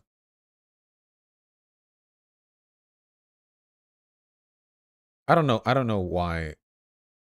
Yeah, have I? Have I read articles in your shitty fucking site? You know, right-wing media doesn't do this. Did you know that? Did you know the fucking Post-Millennial and the Daily Wire will let you read whatever you want because they realize that viewership is going to... I know, I can get around the blocks. I just don't even care to. I hate it. I hate them so much. It's a reason... I know about 12foot.io. Okay, anyway. Moreover, so naturally, after the story was confirmed, you know, it wasn't enough to go after the illegal immigrants or the doctor who performed the abortion on their own. You know, we have to make this a holistic political attack. These are remarks from the 8th. Title says, the doctor who performed an abortion for a 10-year-old rape victim faces backlash. Namely, they've been facing death threats. Wait, these are just transcripts.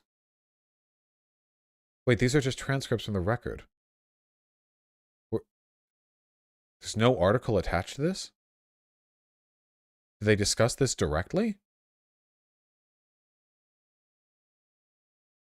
Oh, this isn't an interview with Biden. Biden was just the one leading the interview, or like leading the sound recording, and then they break into this. I can find the other article that I had.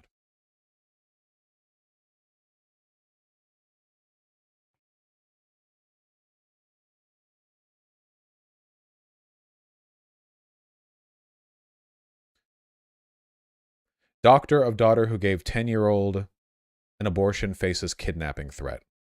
Oh, right, of course. Well, you know what? There's the title. I fucking hate these news sites. Basically, the doctor who performed the abortion on the 10-year-old who had to travel across state lines, who's been threatened by his own attorney general, has received death threats. Their daughter has received kidnapping threats. The daughter of the doctor, like, for some reason, I guess.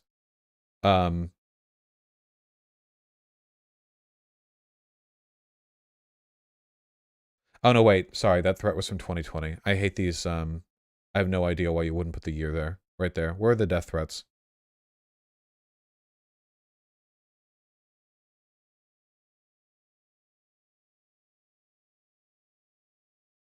I'm gonna do it live on stream right now. I'm gonna do it literally right now live on stream. It's actually insane. It's actually insane. It's insane. It's unbelievable. It gets worse every single year. It's incredible. Like, literally, hey, you know what isn't fucking gatekept? The fucking New York Post. Thanks, guys. Now we're going to read the New York Post. I hope you're happy.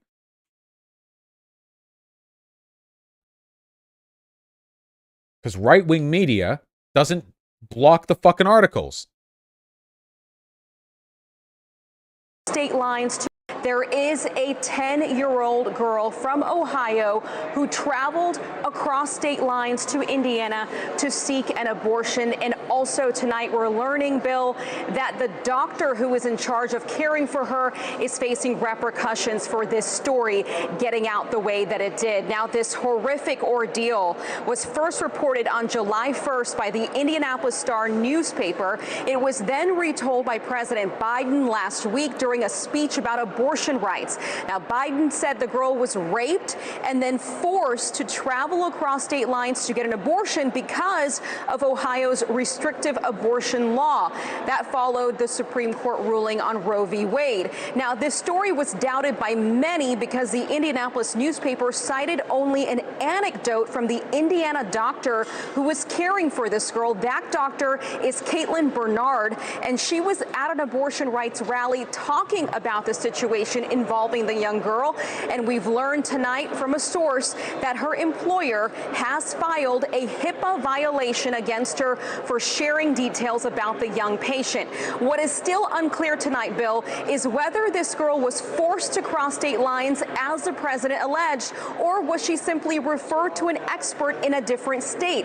As Ohio's attorney general told Jesse Waters last night, the girl did not need to leave the state. She would have been able to legally get an abortion in Ohio. So it's a whole goddamn thing.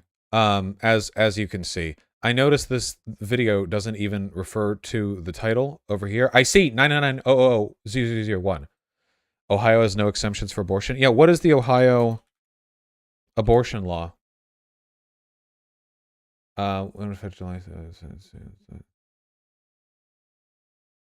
Does Ohio's abortion ban have a rape exemption? As of July 2022, Ohio's law banning abortions for people who have been pregnant for 6 weeks or longer have exemptions for victims of rape. False. Okay? So there is no exemption for rape, which is what I thought.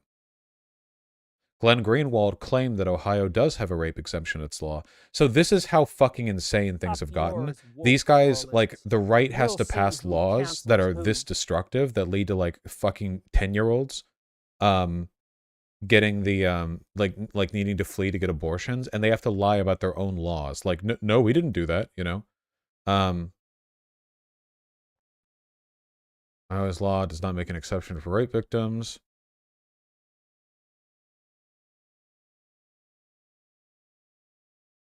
He also explicitly. What Ohio's law does actually state is that the ban does not apply to pregnant people if the physicians believe an abortion would prevent death or serious physical harm to the patient.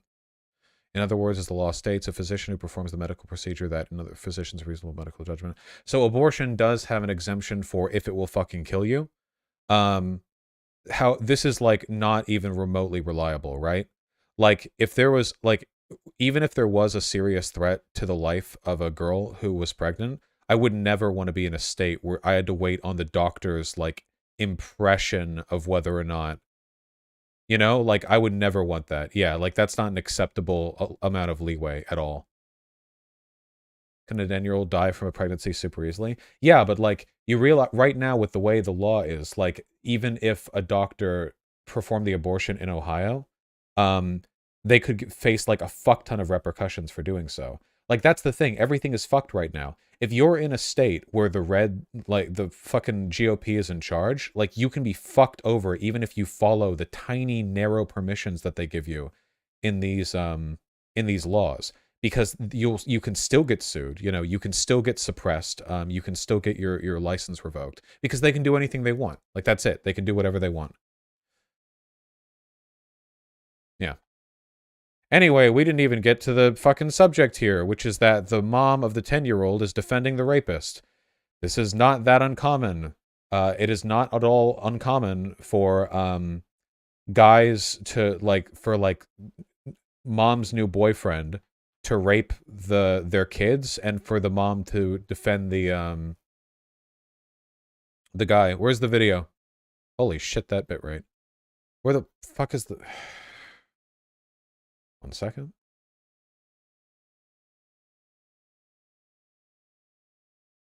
Yeah, unfortunately, there are probably people in chat who are like here right now who were sexually abused as children and had a parent who defended the person who sexually abused them.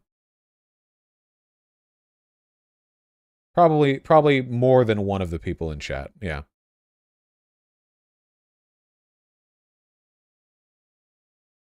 Mother defends rapist of a 10-year-old that Biden described. Oh, just give me the news clip. The girl's rapist please told the girl was pregnant when Franklin kind of called the protect. Just give. This is some right-wing rag. Wait, was that Elijah Schaefer? Why does he look different? Whatever. Where's the fucking...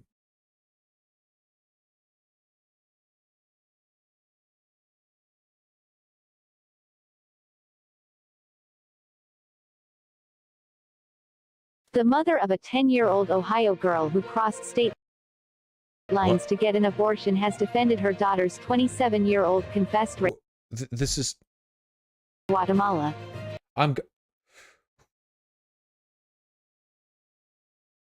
Is it really that hard to just give me the clip?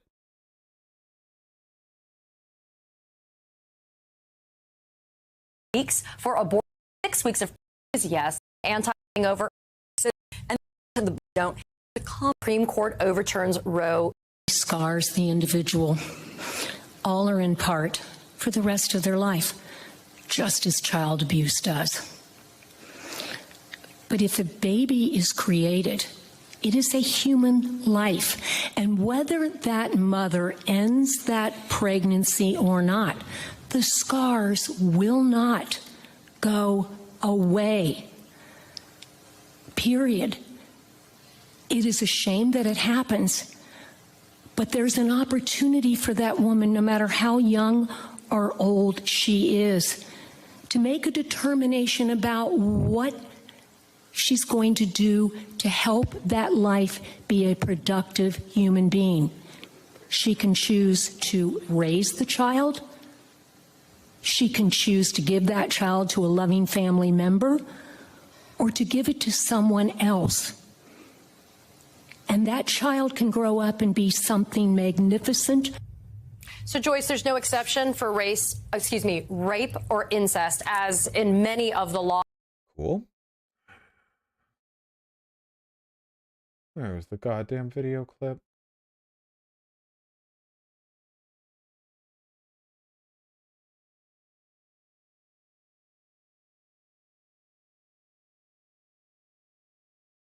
Let's go with the Daily Mail.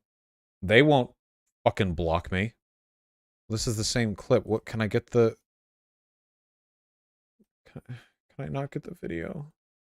Is this it? From Telemundo News? This might be it. Oh, this is why it's been in images, because they're speaking Mexican. But yeah, she's fine. Everything they're saying against him is a lie.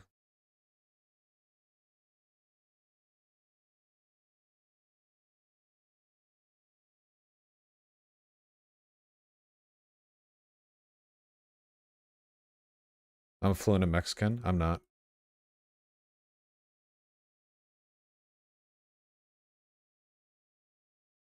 I think that's it, though.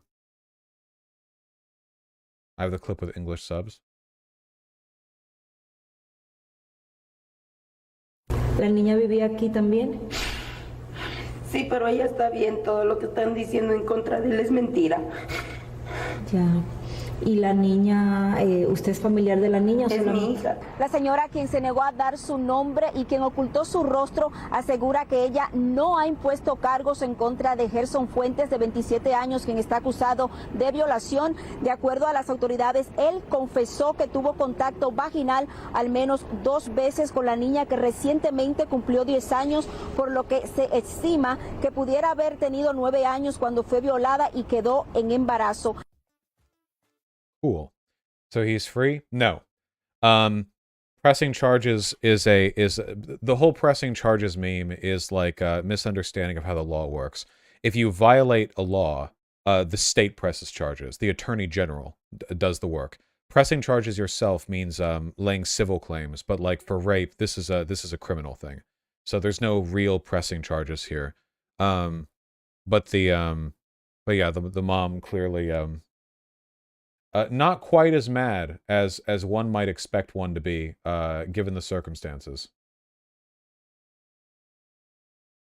Doctor who performs abortion on 10-year-old Ohio rape survivor warns Indiana AG to stop defaming her. So the doctor who performed the abortion is actually threatening a defamation lawsuit against the Indiana AG. Right?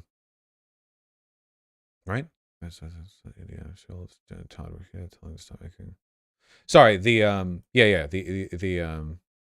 Indiana AG. Stop lying about this shit. Many Republicans and conservatives, after initially raising questions about whether the case was real, have since attacked the Indiana doctor in the case. Legal action.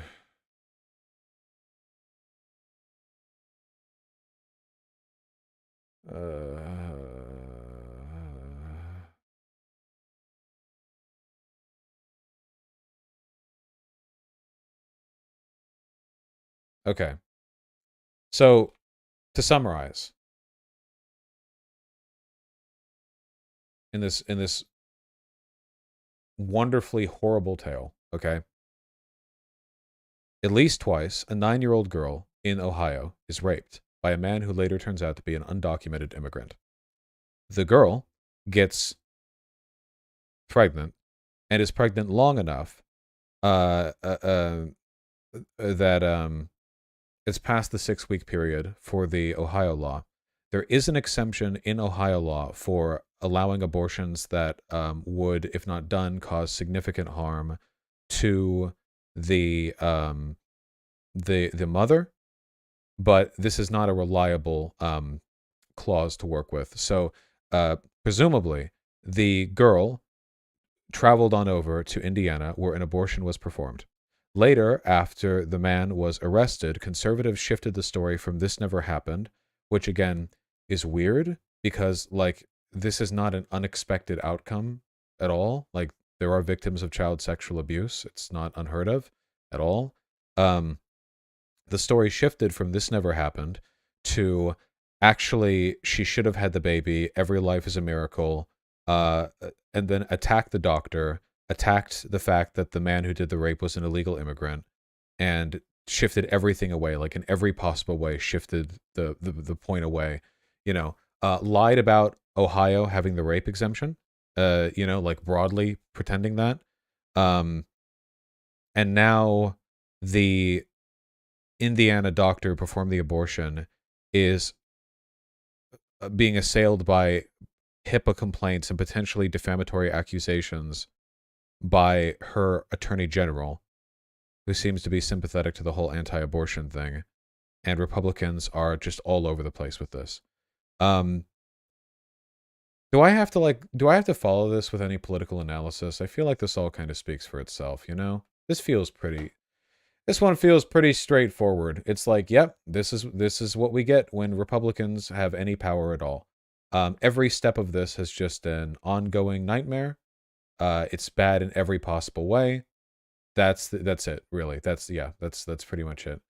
It just doesn't feels like any attempt to elucidate the specific problem here, as if there was only one, would just be kind of a waste of time. It seems pretty obvious.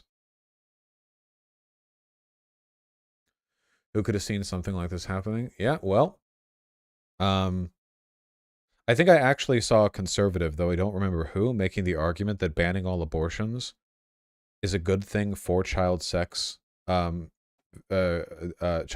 assault victims, because if abortion is legal, their like dads or uncles who rape them can just get them a quiet abortion. But if it's not legal, then they stay pregnant, which exposes the crime. This is deeply retarded on every front. Was that Matt Walsh? Okay, that was Matt Walsh. Thank you. But yeah. I think this is just a roundabout way of pedophilic conservatives wanting to see pregnant 10-year-olds.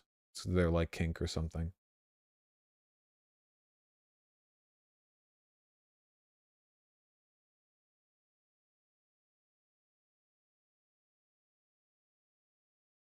Yeah, basically.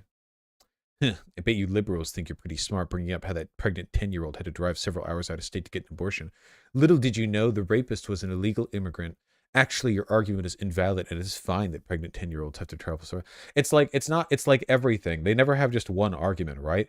It's that the doctor who performed the abortion was bad, and also they lie about Ohio abortion law to pretend that they didn't have to travel out of state, as though that's the point.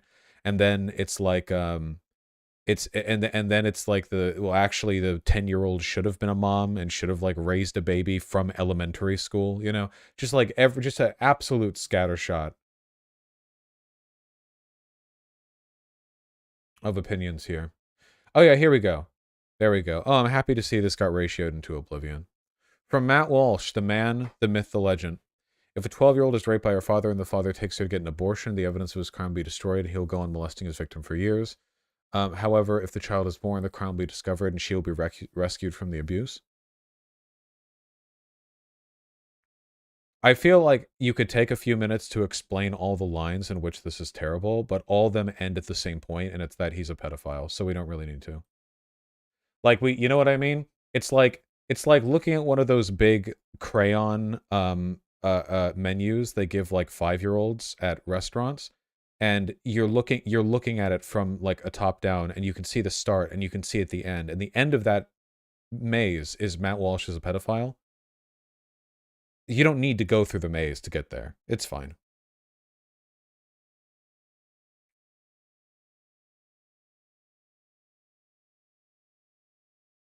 Bedpost in your own mind, Dim, not in my chat.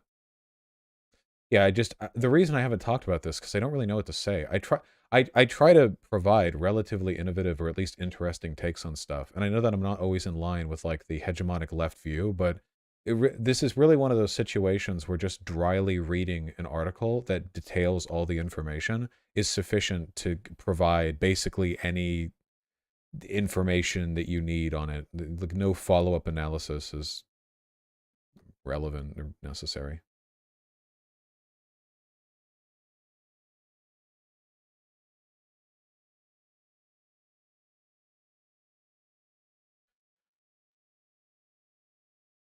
Well, let's do donos. Didn't Matt Walsh say the Catholic Church doesn't have a pedophile problem? Yeah, he said the problem isn't pedophiles, it's that it's gay men, because the gay men molest the boys or whatever. Which I think is Matt Walsh's way of telling us that he only molests little girls. Allegedly. Satire for satirical purposes. Let me read. Is stream over after the donos? Yep, and there aren't that many of them either, relative to my streams. So the stream's going to be over pretty soon, actually. Carbonated peach milk, Math Lord 420, Aquil Pen, Arrow 1X, and a symbolic symbol. Thank you all very much for the tier 1 subs. I really appreciate that. Oh, possibly Dino Man. Yeah, that was a while ago. But yeah, we still have to have them on. Who's your favorite Straw Hat? I'm only rereading One Piece now. It's been a while. I don't remember, I don't think.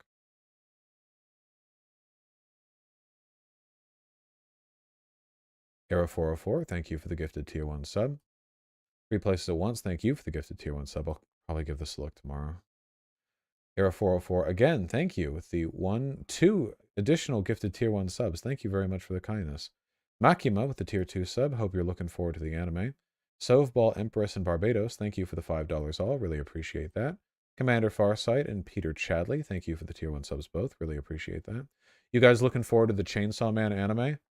I got into the manga before it really, really, really blew up. I think it blew up like the day after I got into it. So I was only like on the early point of the bell curve on that, I guess. But,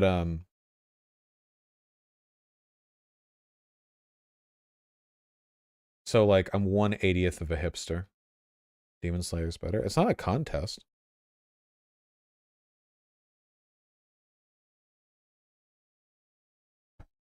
Yeah, I liked it 8 nanoseconds before it was popular. I'm so cool.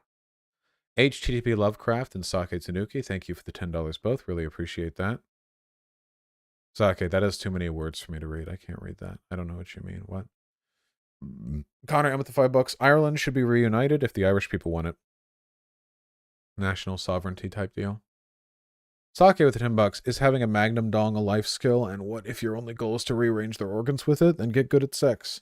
You know, magnum condoms aren't actually that big. They don't fit me. They're just called magnum condoms because the term magnum makes people feel that the condoms are bigger if they put them on. But there's not actually anything about the magnum condom that is bigger than other condoms. It's just a branding thing. Yeah, that's the problem. They're not girthy enough. The bigger ones are long enough, but they're not girthy enough.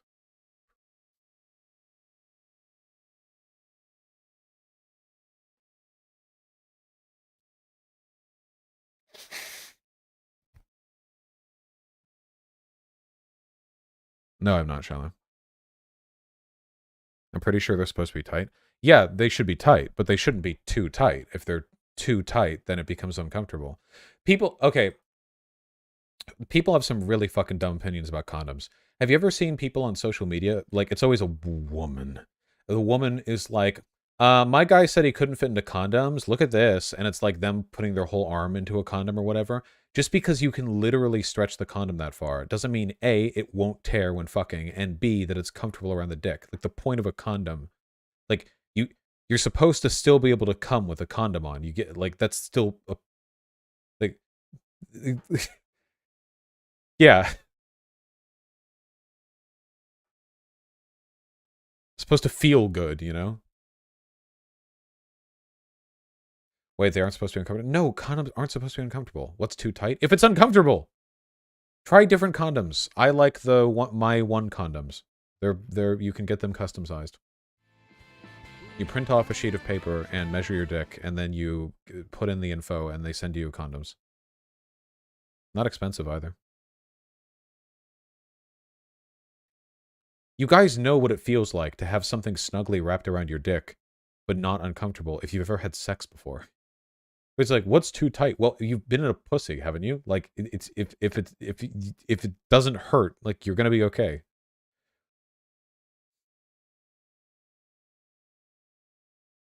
Half of us are virgins. Then why are you concerned about condom sizes? Okay, whatever. Bridge Builder Lady and Jabber, thank you for the $5 both. Really appreciate that. Hey Vosh, civil engineer here. I hear your talk about not worrying about failure, and I'm gonna start practicing that in my career. Good. Get some bridges out there for cheap. Maybe Jabber. I can give it a look. Panic Stasis with the tier 4 sub. Consider this a pre-order for Peepo's Nuggy Quest. Yeah, I have to work on that today. Thank you. I really appreciate that. It's very kind of you. Polito94 with the $20. What traits would you consider to be positive masculinity, in your opinion? There are plenty of things. Bravery, confidence. I would say like presence in like a sort of commandeering way. Strength is a positive thing. There are plenty of positive masculine characteristics, you know? Anything that's coded masculine that's not harmful, right? David Henry with the 5 Canadian. Hell yeah, good luck with your ongoing growth. Really motivational video. Thank you for the 10. The Oversphere with the $5. Would you legalize sex work? Yeah, if I could. Asiliuru, thank you for the 10 Polish dollars. First time catching a live stream. Love from Poland. Love to you too. Thank you. My family's from there, you know. Chance Covington with the $10. Thank you very much. Guilty with the $5. And Keto Beef Ray. Thank you likewise. Cadser with the tier 4 sub. Thank you very much. I really, really appreciate that. Thank you kindly. Jess Maddox and Matt B. Thank you for the $10 both. I really, really appreciate that. Thank you. Thank you. We'll see who cancels who. Arlo, thank you for the $15. I sent an email about a really good video from Forrest Valkai. Yeah, I'll give it a look. I have a long watch list, but I can give it a look. Charlotte 96 and Caleb, thank you for the $5 both. Really appreciate those. Psychedelic Queer, thank you for the tier 2 sub. Ayla Boy, thank you for the $7. Very kind of you. Kowalski from Nebraska, thank you for the $5. Babies. All right, guys. How are things going? Babies, Still living babies. in my house. They just ate, now they're all full of energy. Can't wait till they're like Gus over here. Look at him, this big, majestic old man. It's nice that he doesn't get angry with them, and, yeah. Max is usually pretty good, very mellow. Ash, you cannot eat big cat food.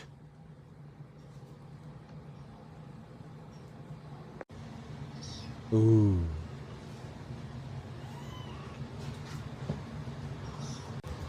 But yeah, they're doing well, getting a bit more mature, and soon they'll be outside farm cats. I think little Ash here is my favorite. Max, we are very proud of you. All right. Babies. Eep. Go look at Prairie Fire. Most of the main characters. No, I haven't listened to any of the Hamilton OST in months. Don't bring that back.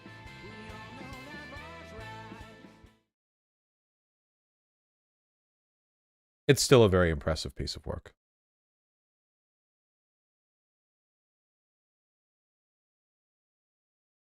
Milani, thank you for the $2. Much appreciated. Still live, the $5. As a native Los Angelino, what area of LA did you feel was worst to either travel through or hang out in? All of it. Oh, seriously. Most of LA is miserable to walk and drive through with small pockets of interesting stuff. There are parts of Hollywood and Santa Monica that are like fun to hang out in. Yeah, I mean, there are parts of downtown LA that are cool, of course. Yeah, a lot of it is just like miserable sprawl. Sean of the Pop, thanks to the $8. Vosh, might not be an interesting topic, but Texas is trying to ban PrEP. No, it is interesting. That's on the docket for tomorrow. Banning PrEP, yeah, the Texas AG wants gays to die of AIDS. That's basically all there is to it. It has nothing to do with reproduction. It's literally like PrEP AIDS, like gay people. They just like want gay people to die of AIDS. That's it. Like, it's literally that simple. They just want them to die of AIDS. That's it. It's nothing else. It's the entire, that's the bottom and the top of it. Remember when the LGBTQ genocide thing was super duper, like, how could he say that, you know? And it's literally like something you'd ban for no reason other than to kill gay people with AIDS. Wait, did PrEP get banned? No, but there are Republicans who want to in Texas. Don't forget my dono. Posada Sean, you having a blue name and being a Discord mod does not mean I'm clicking your goddamn links. $2 for a YouTube link? I don't know. We still have to watch this. Yeah, they do. Also, hi, Tempest. I violate my kids' consent all the time in the sense that I force them to do things they don't want to do. Thank you, Matt. Jomar, thank you for the $5. Really appreciate that. Era404, thank you for the 5. You've been very kind. Link the other donor.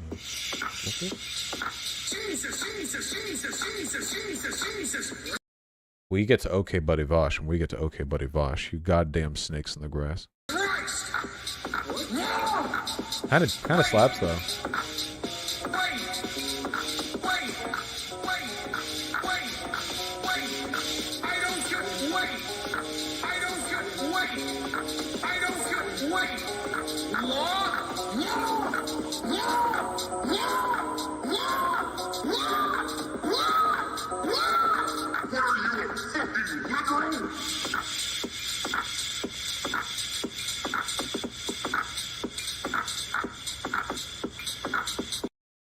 Happy to give you dumbasses good stuff to mix about. And yikesy, thanks the 5, but you gave me a broken link. All right. The anti-liberal arc at the beginning of this year was pretty awesome. Well, it's still ongoing, right? Like right now, I'm mostly concerned with liberals understanding the extent to which Republicans are going to fucking kill all of us unless they're stopped. So that's kind of like an anti-liberal arc in the sense that I'm anti-liberals being really dumb. Okay, well, shit. How the politics times fly, do they not? Let me see who to throw you all off to. Good chat today, by the way. You know, I do like our little confidence, life advice, self-esteem talks. As many faults as I have, I am a reasonably confident person, so I'm happy to project that. I'm going to throw you guys over to KF Logan 1875 because it seems like they're covering some interesting stuff right now. It must be. They've got a higher viewer count than normal. Yeah, let me throw you over. Just a sec. I've got some stuff to do today. Hey, wish me luck, okay? Peepo's Nuggy Quest isn't going to code itself. I've got some stuff to do.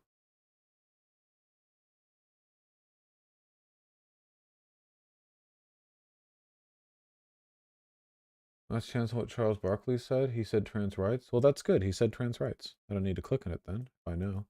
So it's KF Logan 1875. Okay. Post. Twitch. KF Logan 1875. Okay. You all have a good time. Thank you very much for the stream. I'll see you guys tomorrow. Sorry for the internet outage. And remember, while I have people here, remember, sub to the channel if you haven't. Like the stream. Well, I don't care if you like the stream now. It's kind of too late for that. But do it next time. And also, on, I think, Thursday, it's beginning. It's beginning. It is beginning.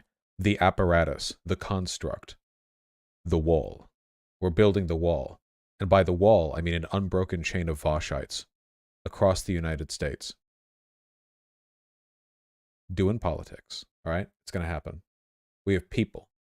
We've got people. We've got places. Assemble the cheese. Yeah, the nice thing about the existing plan for the apparatus is that it minimizes the amount of time that I have to spend out of the house. Maybe what I should do is that if I hear there's going to be a really big meetup, I should send money to one of the Voshites over there to buy a cheese wheel for their compatriots. I can't be everywhere. Cheese wheels need to happen. This is non-negotiable. Cheese wheels have to happen, yeah. Don't trust us with money. I trust you guys. I actually, listen, you shouldn't trust people just because they're in your audience. But if there were a group of like 10 or 20 people in a city who are doing like canvassing work, like just sort of, they met up because of the channel, and I gave one of them $100 and I said, buy a nice cheese wheel plus tip, I feel like they would. I believe that you guys would buy a good cheese wheel.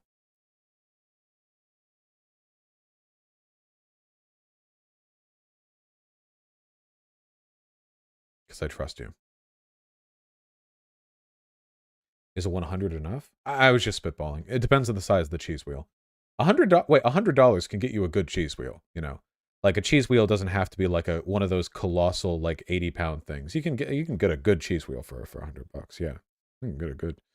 Yeah. Oh yeah, big cheese, big cheese. Oh yeah.